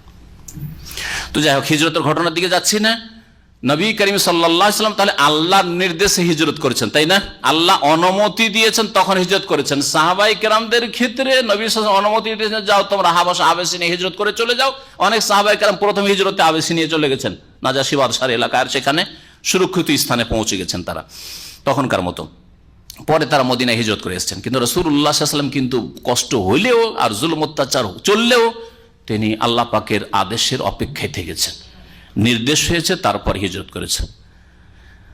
আর যদি কাফের মুশরিকরা ষড়যন্ত্র করে বাধ্য করতো যে তোকে আর রাখবো না, এক্ষুনি বেরিয়ে যা, এইরকম করে যদি বের করতো, আল্লাহ বলছেন তাহলে তারপরে আমি ওদের কাউকে রাখতাম না, সাথে সাথে আযাব নামিয়ে দিতাম, কারণ নবী বেরিয়ে গেছে, সবকে ধ্বংস করে দিতাম। ওমা কুন্না মুআযযিবিন ওয়া মা কানা আল্লাহু লিয়ুআযযিবাহুম ওয়া মা কানা আল্লাহু লিয়াযিবা ওয়া আনতা ফীহিম। হে নবী, তুমি যেই শহরে রয়েছো, যেখানে যতক্ষণ রয়েছো, অতক্ষণ আল্লাহ ওই জাতিকে শাস্তি দেবেন না, ধ্বংস করবেন না, কোরআনের একটি আয়াত। তো নবী বেরিয়ে গেলেই এদেরকে আমি ধ্বংস করে দেব। ওয়াইজা লা ইয়ালবাসুনা খিলাফাকা ইল্লা কালিল, একটি তাফসীর। আর একটা তাফসীর হচ্ছে যে না, নবী করিম সাল্লাল্লাহু আলাইহি ওয়াসাল্লাম হিজরত করেছেন আল্লাহ পাকের নির্দেশেই, তবে তারা যে ষড়যন্ত্র করেছিল মেরে ফেলার, সেই রাত্রে তো তারা মারতো, হ্যাঁ, বিভিন্ন গোত্রের প্রতিনিধি প্রস্তুত করেছিল আর ঘেরাও করেছিল বাড়িকে, যে মারবো আজকে। আল্লাহ পাক রব্বুল আলামিন বের করে সহিহ সালামত নিয়ে গেলেন রাসূলুল্লাহ সাল্লাল্লাহু আলাইহি ওয়াসাল্লামকে। আল্লাহ পাক বলছেন যে তোমাকে এরা বের করে দেওয়ার জন্য যে ষড়যন্ত্র করেছিল, মনে রাখো যে তোমার বেরিয়ে যাওয়ার পরে এরা মক্কায় কয়দিন থাকলো? আর মাত্র 2 বছর 1.5 বছর হয়েছে বদরের যুদ্ধ সংগঠিত হইল। আর বদরের যুদ্ধে এদের যতগুলি বড় নেতা ছিল সবগুলি প্রায় জাহান্নামে পৌঁছিল, ধ্বংস হলো। 70 জন নিহত, আর 70 জনকে বেঁধে নিয়ে আসা হইল। কত বড় লাঞ্ছনা তাদের জন্য। ওয়াইজা লা ইয়ালবাসুনা খিলাফাকা ইল্লা কালিল, তোমাকে মক্কা থেকে বের করে দেওয়ার পরে অল্প সময় তারা অবস্থান করতে পারবে, আর তারপরে যদি খুব বেশি ধরেন তো 8ম হিজরি পর্যন্ত, মক্কা বিজয় পর্যন্ত মাত্র 8 বছর। 8 বছরের মধ্যে একটা বিশাল বিপ্লব, এত বড় বিপ্লব মানব জাতির ইতিহাসে এরকম বিপ্লব দেখা যায় না কোনো সময়। মুহাম্মদ রাসূলুল্লাহ সাল্লাল্লাহু আলাইহি ওয়াসাল্লামের মাধ্যমে আল্লাহ পাক যে বিপ্লব ঘটিয়েছেন, তো তোমার পরে তোমাকে মক্কা থেকে তাড়িয়ে দেওয়ার পরে অল্প কিছু সময় তারা মক্কায় থাকতে পারবে, তারপরে আর থাকতে পারবে না, নিশ্চিহ্ন হয়ে যাবে। আর এটা হচ্ছে আল্লাহ পাকের নীতিমালা যুগে যুগে। এই আয়াতের সম্পর্ক ওয়াইজা লা ইয়ালবাসুনা খিলাফাকা ইল্লা কালিলার পরের আয়াতের সাথে রয়েছে সুন্নাত মান কাদ আরসালনা ক্বাবলাকা মির রাসূলিনা, মানে এটি হচ্ছে ওই সব নবী রসুলদের যুগের নিয়ম নীতিমালা আল্লাহ পাকের, যাদেরকে তোমার পূর্বে আমি পাঠিয়েছিলাম আমার রসুলদের মধ্য থেকে। আমার যে রসুল তোমার পূর্বে পাঠিয়েছিলাম, ওই সব রসুলদের ক্ষেত্রে এই নিয়মই আমি অবলম্বন করেছি। এই নিয়ম নীতি আল্লাহ পাকের ছিল যে কুফরি শক্তি যদি নবীকে কষ্ট দিয়েছে, মেরে ফেলেছে অথবা তাড়িয়ে দিয়েছে, তারপর আর বেশি সময় থাকতে পারে নাই। মূসা আলাইহিস সালাম যখনই বেরিয়ে গেছেন মিশর থেকে বনি ইসরায়েলদেরকে নিয়ে, তখনই ফেরাউনকে আল্লাহ আর তার সেনাবাহিনীকে, কাফেরদেরকে ডুবিয়ে ধ্বংস করে দিয়েছে। এটা হচ্ছে সুন্নাত মান কাদ আরসালনা ক্বাবলাকা মির রাসূলিনা ওয়ালা তাজিদু লিসুন্নাতিনা তাহওয়িলা। আল্লাহ পাক বলছেন আমার নিয়ম নীতিমালায় কোন রকমের পরিবর্তন তুমি পাবে না। আল্লাহ পাক এটা হচ্ছে নীতিমালা। নবীর সাথে শত্রুতা করলে কখনো কেউ সফল হয়নি। আল্লাহ পাক তারপরে নবী মুহাম্মদ রাসূলুল্লাহ সাল্লাল্লাহু আলাইহি ওয়াসাল্লামকে সরাসরি সম্বোধন করছেন, আর পরোক্ষ সমস্ত মানুষকে সম্বোধন রয়েছে, বিশেষ করে মুসলিম যে আল্লাহ পরকালে বিশ্বাসী, 5 ওয়াক্ত সালাতে বিশ্বাসী। আল্লাহ বলেছেন আকিমিস সালাতা লিদুলুকিশ শামস, তুমি সালাত কায়েম করো, নামাজ প্রতিষ্ঠা করো। লিদুলুকিশ শামস, সূর্য মাথার ওপর থেকে ঢলে গেলে, দালাকে আদলুক মানে গড়ে যাওয়া বা ঢলে যাওয়া।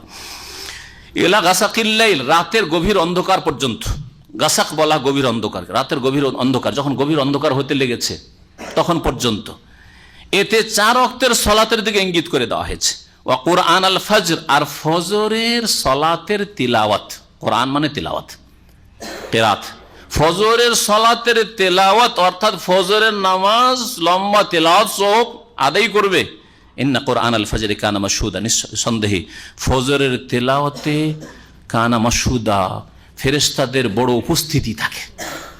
2 দল ফেরেশতা, রাতের ডিউটি করা ফেরেশতা যারা এখন চলে যাবে ফজরের ডিউটি শেষ করে, আর দিনে যারা সারাদিন ডিউটি, আসর পর্যন্ত ডিউটি করার জন্য সব ফেরেশতারা আসবেন, তারা মাশহুদ তাশহাদুল মালায়েকা। এই 2 দল ফেরেশতা সেখানে উপস্থিত থাকেন, এই জন্য মাশহুদ বলা হয়েছে। 2 দল ফেরেশতাকে রিপোর্ট দেবেন যে কাইফা ওয়াজাদতুম ইবাদি, আল্লাহ জিজ্ঞেস করবেন আমার বান্দাদেরকে কি অবস্থা দেখলে, অমুক কেমন ছিল, অমুক কি করছিল, অমুক কি করছিল। আল্লাহ অমুককে দেখেছি নামাজ পড়তে, মসজিদে ছিল ফজরের সময়। 2 দল ফেরেশতাই বলছে। আসরে গিয়ে রিপোর্ট দিয়েছে যে ফজরে দেখেছি অমুককে, আর যারা ওই রাতে ডিউটি করে গেছে ওরাও আগে রিপোর্ট দিয়ে রেখেছে যে হ্যাঁ অমুক ফজরে দেখেছি। যারা ফজরে হাজির হন না, যারা ফজরে হাজির হন না তারা নিজের কথা চিন্তা করুন। ওয়াল তানজুর নাফসু মা কাদ্দামাত লিগাদ, আগামী কালকের জন্য কি করছেন চিন্তা করুন আপনি। এখানে 5 ওয়াক্ত সালাতের দিকে ইঙ্গিত করা হয়েছে। কোরআনে কারীম স্পষ্ট ভাষায় 5 ওয়াক্ত কোনো জায়গায় বলা হয়নি, আর স্পষ্ট ভাষায় যোহর, আসর, মাগরিব, ইশা, ফজর এইভাবে বলা হয়নি। তবে ইশারা ইঙ্গিতে কয়েকটি আয়াতে 5 ওয়াক্তের কথা উল্লেখ করা হয়েছে। লিদুলুকিশ শামস, সূর্য ঢলে গেলে, সূর্য গড়ে গেলে এক নামাজ, সেটা যোহর। আর সূর্য ঢলে যাওয়ার পরে যখন কাঠি পরিমাণ হয়ে যাবে ছায়া, তখন আরেকটি নামাজ, সেটা হচ্ছে আসরের নামাজ, যোহর আসর। দিন থাকতে থাকে, সূর্য থাকতে থাকে, এই 2 ওয়াক্ত নামাজ। আর এলাকাসাকে রাতের গভীর অন্ধকার পর্যন্ত, সূর্য ডুবে গেলে অন্ধকার এখন শুরু হবে, তার আগে আগে এক নামাজ মাগরিবের নামাজ। আর যখন গভীর অন্ধকার হয়ে গেল তখন এশার সালাত, এই 4 ওয়াক্ত সালাত বোঝানো হয়েছে। 2 করে ওয়া কুরআন আল ফজর বলে ফজরের সালাত বোঝানো হয়েছে। সুতরাং 5 ওয়াক্ত সালাত ফরজ। এবং কোরআনে কারীম বোঝার জন্য, কোরআনে কারীমের প্রতি আমল করার জন্য, কোরআনে কারীমের বাস্তবায়নের জন্য হাদিস আবশ্যক। হাদিস ছাড়া কোনো মানুষ কোরআনে কারীমের প্রতি আমল করতে পারবে না। আর নবী করিম সাল্লাল্লাহু আলাইহি সাল্লাম মেরাজ থেকে খামসু সালাওয়াত, 5 ওয়াক্ত সালাত নিয়ে এসেছেন। আল্লাহ পাক রব্বুল আলামিন যেন আমাদেরকে হেদায়েতের পথে রাখেন। এই ক্ষেত্রে আহলে কোরআন বলে একটি ফিরকা, বাতিল ফিরকা গুমরাহ হয়েছে ভারত, বাংলাদেশ, পাকিস্তানে। সাবধান তাদের থেকে, তারা হাদিসকে অস্বীকার করে আর বলে কোরআনই যথেষ্ট। কোরআন কখনো যথেষ্ট, যে এই যারা এই কথা বলবে তারা কুফরি ছাড়ার কিছু করবে না। কারণ বহু হারাম জিনিস রয়েছে যেগুলো কোরআনে উল্লেখিত হয়নি, কিন্তু একই রকম ভাবে হারাম করা হয়েছে রাসূলুল্লাহ সাল্লাল্লাহু আলাইহি ওয়াসাল্লামের হাদিস দ্বারা। এইরকমই ফরজ ওয়াজিবের ক্ষেত্রে অমিনাল লাইলি ফাতাহাজ্জাদ বিহি, আল্লাহ পাক বলছেন যে রাতের কিছু অংশে হে নবী মুহাম্মদ সাল্লাল্লাহু আলাইহি ওয়াসাল্লাম তুমি তাহাজ্জুদ পড়ো। ফাতাহাজ্জাদ বিহি মানে ফাতাহাজ্জাদ বিল কোরআন, কোরআনের তেলাওয়াত দিয়ে তাহাজ্জুদ পড়ো। তার মানে বোঝা যাচ্ছে যে তাহাজ্জুদে একটু লম্বা তেলাওয়াত করে পড়া সুন্নাত। ফাতাহাজ্জাদ বিহি মানে বিল কোরআন নাফিলাতাল লাক, তোমার জন্য এটা অতিরিক্ত, এ তোমার জন্য অতিরিক্ত। এর তাফসীর কি? একদল বলছে এর তাফসীর হচ্ছে যে উম্মতের জন্য, সাধারণ মুসলিমের জন্য তাহাজ্জুদ ফরজ নয়, কিন্তু নবী মুহাম্মদ সাল্লাল্লাহু আলাইহি ওয়াসাল্লামের জন্য অতিরিক্ত 5 ওয়াক্ত সালাতের সাথে কি ফরজ ছিল? তাহাজ্জুদ ফরজ ছিল। কিন্তু সমস্ত ওলামা এই ক্ষেত্রে একমত নয়। আর একদল ওলামারা বলছেন না, নাফিলাতাল লাক মানে তোমার জন্য এটা নফল হিসাবে উল্লেখ করেছি, নাফিলা তোমার জন্য নফল, আর নবীর উম্মতের জন্য নফল। তবে নবী করিম সাল্লাল্লাহু আলাইহি ওয়াসাল্লাম কখনো তাহাজ্জুদ ছাড়তেন না, কারণ তিনি বলতেন আফালা আকুনা আবদান শাকুরা, আমি কি আল্লাহ পাকের শুকরগুজার বান্দা হব না? আল্লাহ পাকের শুকরিয়ার দাবি হচ্ছে যে আপনার কাজে কর্মে আল্লাহর যখন নিয়ামত আপনার উপর বড়, আল্লাহর অনুগ্রহ আপনার উপর অনেক বেশি, তখন আপনার শুকরিয়ার পরিমাণও অনেক বেশি হওয়া উচিত। নবী করিম সাল্লাল্লাহু আলাইহি ওয়াসাল্লাম এর উপর আমল করে দীর্ঘ লম্বা তাহাজ্জুদ পড়তেন, পা ফুলে যেত, পা ফেটে যেত। এই হাদিসগুলি রাসূলুল্লাহ সাল্লাল্লাহু আলাইহি ওয়াসাল্লামের সাহাবায়ে কেরাম বর্ণনা করেছেন। আসা আন ইয়াবআসাকা রাব্বুকা মাকামান মাহমুদা, আশা করা যায়। আশা মানে আশা করা যায় বাংলায়, আরবিতে যেটা আশা তার মানে হচ্ছে আশা করা যায়। আর আল্লাহ পাক যদি বলে আশা করা যায় মানে নিশ্চিত। আশা করা যায় কি? আন ইয়াবআসাকা রাব্বুকা, তোমার প্রতিপালক তোমাকে পাঠিয়ে দেবেন, পৌঁছিয়ে দেবেন মাকামান মাহমুদা, প্রশংসিত স্থানে। তুমি যদি তাহাজ্জুদ পড়ো 5 ওয়াক্ত সালাতের সাথে, আল্লাহ পাক তোমাকে কি করবেন? প্রশংসিত স্থানে পৌঁছে দেবেন। প্রশংসিত স্থান কি? একদল বলছেন শাফায়াতে ওজমা, বৃহৎ শাফাত, সমস্ত উম্মতের হিসাব নিকাশ আর বিচার দিবসের যে ত্রাস আর বিচার দিবসের যে ত্রাহি ত্রাহি অবস্থা, অশান্তি, এটা থেকে মুক্ত করা, এর জন্য যে শাফায়াতে ওজমা বড় শাফাত হবে, এটা একমাত্র রাসূলুল্লাহ সাল্লাল্লাহু আলাইহি ওয়াসাল্লাম করবেন। সমস্ত নবীরা অস্বীকার করবেন। নবীদের কাছে গেলে নবীরা সকলে, আদম থেকে শুরু হবে, নূহ, ইব্রাহিম, মুসা, ঈসা, সকলে অস্বীকার করবেন। শেষখানে মুহাম্মদ সাল্লাল্লাহু আলাইহি ওয়াসাল্লাম আনা লাহা, নবীর কাছে যাওয়া হবে, তখন হ্যাঁ আমি এর জন্য প্রস্তুত রয়েছি। এটা হচ্ছে প্রশংসিত স্থান। আর প্রশংসিত স্থান এই শাফাতের জন্য নবী সাল্লাল্লাহু আলাইহি ওয়াসাল্লাম সিজদায় পড়ে যাবেন, আল্লাহর কাছে সুপারিশ করতে থাকবেন, সেটাকেও কেউ কেউ বুঝিয়েছেন। প্রশংসিত স্থান মানে আল্লাহ পাক আখিরাতে নবী সাল্লাল্লাহু আলাইহি ওয়াসাল্লামকে এমন উঁচু মর্যাদা দিবেন যেটা লা ইয়ামবাগি লিআবদিন ইল্লা একজন বান্দাকে, লা ইয়ামবাগি ইল্লা লিআবদিন মিন ইবাদিল্লাহ, আল্লাহর এক বান্দার জন্য সেটা সমীচীন হবে, সেই স্থান বা সেই মর্যাদা উপযোগী হবে। ওয়া আরজু আন আকুনা হুয়া, নবী সাল্লাল্লাহু আলাইহি ওয়াসাল্লাম আশা করি যে সেটা আমাকে আল্লাহ দান করবেন। প্রশংসিত স্থান, এগুলো হচ্ছে সহিহ তাফসীর। আর প্রশংসিত স্থানের আরেকটা বিদাতি তাফসীর, বরং শিরকের গন্ধ রয়েছে, সেটা হচ্ছে আল্লাহ পাক কিয়ামতের দিনে নবী মুহাম্মদ সাল্লাল্লাহু আলাইহি ওয়াসাল্লামকে তার আরশ কুরসিতে বসিয়ে দেবেন। এটা কোন কিতাবে আছে জানেন কি?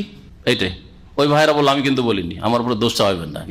আল্লাহ পাক রব্বুল আলামিন তারপর ইরশাদ করছেন, ওয়াকুর রব্বি আদখিলনি মুদখালা সিদক ওয়া আখরিজনি মুখরাজা সিদক। নবী মুহাম্মদ সাল্লাল্লাহু আলাইহি ওয়াসাল্লামকে যখন হিজরতের নির্দেশ হইল, তখন এই আয়াত নাযিল হইল। আর নবীকে বলা হলো যে তুমি এইভাবে দোয়া করো, মক্কা থেকে আল্লাহ তুমি ভালোভাবে কল্যাণের সাথে আমাকে বের করো, আর মদিনায় তুমি আমাকে প্রবেশ করো কল্যাণের সাথে। আল্লাহ পাক বলছেন, ওয়াকুল, হে নবী তুমি বলো, রব্বি আদখিলনি, আল্লাহ তুমি আমাকে দাখিল করো, প্রবেশ করাও, মুদখালা সিদকিন। সিদকিন মানে তো সত্য হয়, কিন্তু এখানে ভাব অর্থ হচ্ছে খাইরিন, কল্যাণ, কল্যাণের সাথে আমাকে প্রবেশ করাও, মঙ্গলের সাথে প্রবেশ করাও।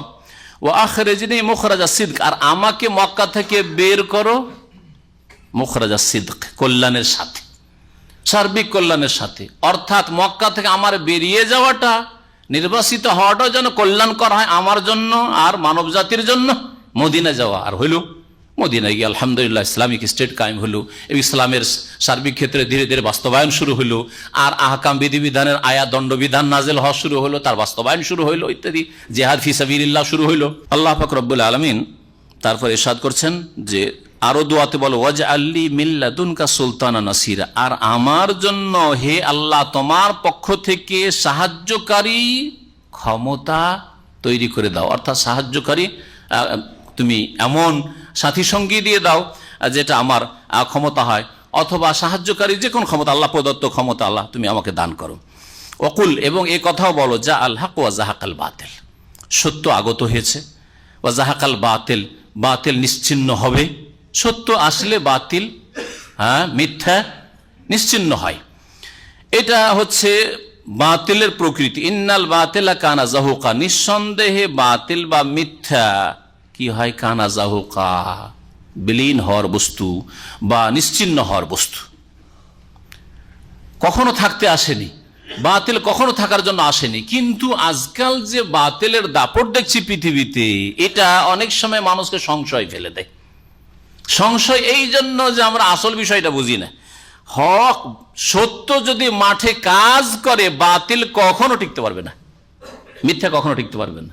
কিন্তু খোলা মাঠ যদি বাতিলে পেয়ে যায়, ভ্রান্ত মতবাদে পেয়ে যায়, তাহলে তো ও ভালো জমিন পেয়ে গেছে। এই হয়েছে অবস্থা।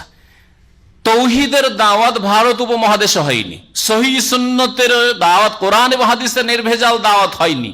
800 বছর মোগলদের রাজত্ব থেকেছে, শিরকের দাওয়াত চলেছে, কবর মাজার পূজার দাওয়াত চলেছে, হলুল আর ওয়াহদাতুল ওজুদের দাওয়াত চলেছে, তাসাউরের শেখ আর ফানাফিল্লাহ, ফানাফির রসুল, ফানাফি শেখ, এগুলো হচ্ছে সুফিজমের দাওয়াত চলেছে। বাতিল খালি মাঠ পেয়েছে, তখন বিস্তার লাভ করেছে, শক্তিশালী হয়েছে, শেকড় মজবুত করে ফেলেছে। এইরকমই যে কোনো ক্ষেত্রে নিয়ে নেন, মানব রচিত বিধানের ক্ষেত্রে হক যখন মুসলিমরা মুসলিম দেশ থেকে দণ্ডবিধানকে উৎখাত করে দিয়েছে, তখন বাতিল মানব রচিত বিধান এসে দখল করে দিয়েছে। চোরের হাত কাটা নয়, 6 মাস 1 বছর জেল, খনির কেসাস নয়, খনিকে 5 বছরের জেল, 10 বছর জেল, হ্যাঁ যাবজ্জীবন জেল, হ্যাঁ বাতিলে তখন দখল করে নিয়েছে ময়দানকে। কিন্তু যদি হক সত্য মাঠে কাজ করে কখনো বাতিল টিকতে পারে না। সত্য যদি ময়দানে কাজ করে কখনো বাতিল টিকতে পারে না। এই হচ্ছে আয়াতের অর্থ। আল্লাহ পাক রব্বুল তারপরে বলছেন কোরআনে কারীম সম্পর্কে, ওয়ানুনাজ্জিলু মিনাল কোরআন, আমি আল্লাহ কোরআনে কারীম নাজিল করে থাকি ধীরে ধীরে, মা হুয়া শিফাউন ওয়া রাহমাতুল লিল মুমিনিন, যাতে আরোগ্য রয়েছে, ওয়া রাহমাতুল লিল মুমিনিন, মুমিনদের জন্য যাতে দয়া এবং করুণা রয়েছে। কোরআনে কারীমে আল্লাহ পাক বলছেন যে শিফাও রয়েছে, আরোগ্য রয়েছে, রোগের আরোগ্য রয়েছে। কোন রোগ? অন্য আয়াত আল্লাহ বলেছেন ওয়া শিফাউ লিমা ফিস সুদূর, হৃদয়ে অন্তরে যে ব্যাধিগুলি রয়েছে ব্যাধিগুলির শিফা, এলাজ, চিকিৎসা রয়েছে। তাহলে কোরআনে কারীম আসলে অন্তরের ব্যাধির চিকিৎসার জন্য। আর অন্তরের ব্যাধি হচ্ছে 2 রকম, অনেক ব্যাধি রয়েছে, এবং একটা একটা করে যদি গণনা করে তো অনেক সময় লাগবে। 2 রকমের ব্যাধি রয়েছে, এক হচ্ছে মারাদ আর শাহওয়াত, আর আরেক হচ্ছে মারাদুস শুবহাত। এক হচ্ছে কুপ্রবৃত্তির ব্যাধি, আর এক হচ্ছে শুবহাত মানে সংশয়ের ব্যাধি। সংশয়ের ব্যাধির কারণে শিরক হয়, নাস্তিকতা হয়, কুফরি হয়, বিদাত হয়, ধর্মের নামে হয়। ধর্মকে অস্বীকার করা, নয় ধর্মের নামে তৌহিদের জায়গায় শিরিক করা, সুন্নতের জায়গায় বিদাত করা, ধর্ম নাই ধর্ম মনে করে পালন করা, এই পাপগুলি হয়ে থাকে শুবহাত, সংশয়ের ব্যাধির কারণে। এইরকম নেফাক, মুনাফিকি, কপটতা, সেটা সংশয়ের কারণে, সন্দেহের কারণে হতে পারে। আর কুপ্রবৃত্তির অনুসরণ হইতে পারে, দুনিয়ার লোভ ছাড়তে পারছে না, যার ফলে বাহ্যিক মুসলিম হয়েছে, আসলে অন্তর থেকে মুসলিম নয়। 2টো রোগ সেখানে কাজ করতে পারে। আর যতগুলি পাপ রয়েছে যেগুলি ধর্মের নামে হয় না, সেই পাপগুলি মারাদুস শাহওয়াত, সেগুলি হচ্ছে কুপ্রবৃত্তির ব্যাধি।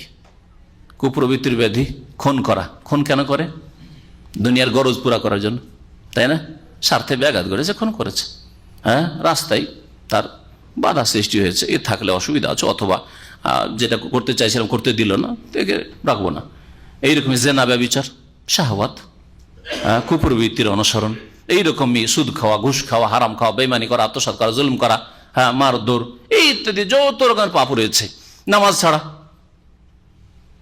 মুসলিম নামাজ পড়ে না, অথচ জিজ্ঞেস করে নামাজ ফরজ কি ফরজ না? হয় অবশ্যই ফরজ, পারছি না, পড়বো, দোয়া করিও।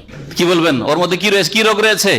ওর অন্তরে মারজুসা, কুপ্রবৃত্তির ব্যাধি রয়েছে।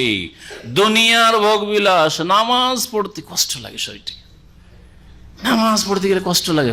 শয়তান এমন ভাবে তাকে গ্রাস করেছে, নামাজ পড়লে কষ্ট লাগে।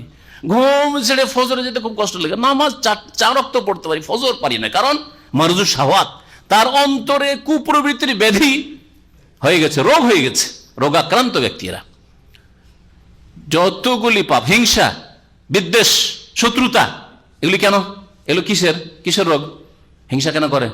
আমার থেকে বেড়ে যাবে রে, আরে ওর নাম হচ্ছে আমার নাম হইল না, ও এত পয়সা হলো, হলো, আমি কিছু হইতে পারলাম না, একই সাথে লেখাপড়া করেছি, বরং ওর চাইতে বেশি প্রভাবশালী বংশের লোক আমি, ইত্যাদি ইত্যাদি। তো এগুলিতে শাহওয়াত, কুপ্রবৃত্তি কাজ করছে। এই 2 রকমের রোগের চিকিৎসার জন্য। আর এই সব রোগ জীবিতদের মধ্যে না, মৃতদের মধ্যে? মানুষ মরে যাওয়ার পরে তার কুপ্রবৃত্তি কাজ করে কি? হ্যাঁ, তার সংশয় কাজ করে কি? যা ছিল নিয়ে চলে গেছে। তাহলে কোরআনে কারীম কার জন্য নাযিল হয়েছে? কার চিকিৎসার জন্য নাযিল হয়েছে? জীবিতদের চিকিৎসার জন্য নাযিল হয়েছে। লিইউনজিরা মান কান হাইয়ান ওয়া ইয়াহিক্কাল কাউলু আলাল কাফিরিন, আল্লাহ পাক সূরা ইয়াসিনে বলেছেন, জীবিতদেরকে সতর্ক সাবধান করার জন্য। আর আমাদের মুসলিম সমাজে, ভারত, বাংলাদেশ, পাকিস্তানে কি করে? কোরআনের কখন প্রয়োজন পড়ে? সারা জীবন প্রয়োজন হল না, কখন কোরআনের দরকার?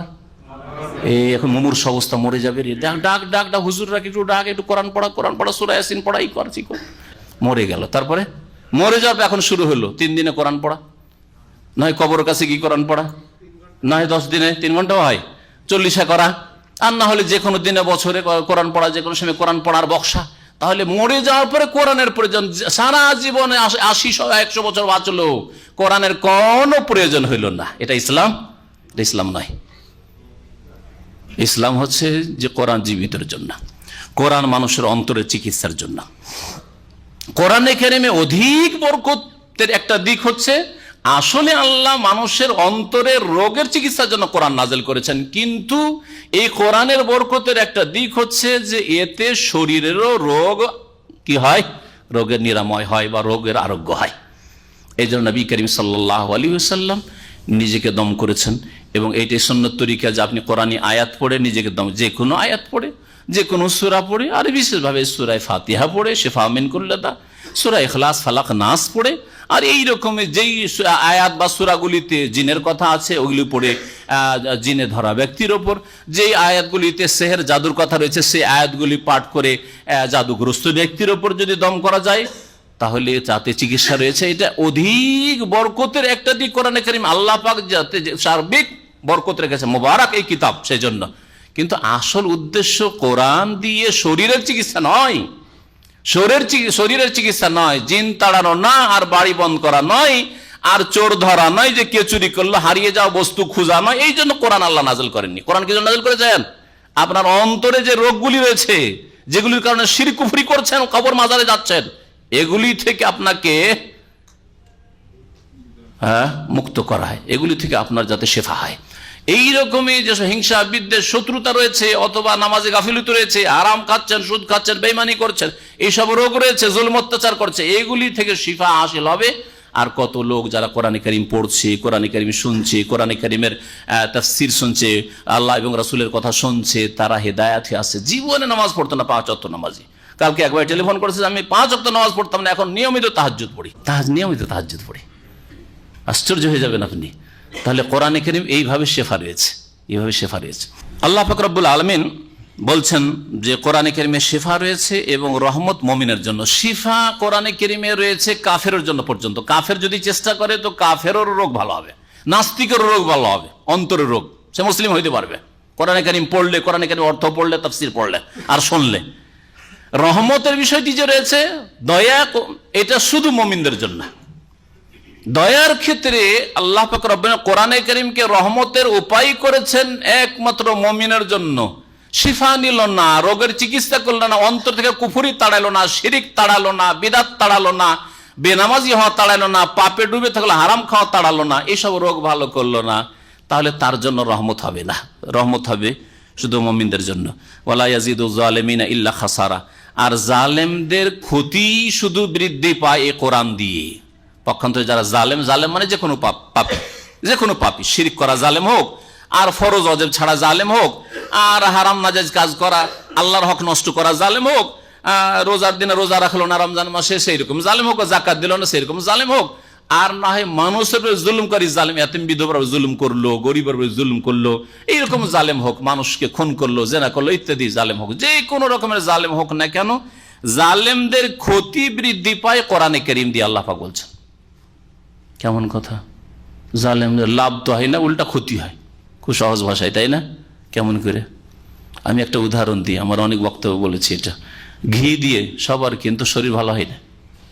ঘি খেলে আর দুধ খেলে সবার কিন্তু শরীর স্বাস্থ্য ভালো হয় না, সবার জন্য পুষ্টিকর খাদ্য না এটা। কিন্তু পেটে যদি নাড়ি ঠিক থাকে আর যদি দুধকে হজম করতে পারে, ঘিকে হজম করতে পারে, তাহলে তো শরীরটা ভালো হয় ঘি খেয়ে, হ্যাঁ, আর দুধ খেয়ে। আর যদি নাড়ি দুর্বল, লিভার কমজোর, তাহলে কি হয়?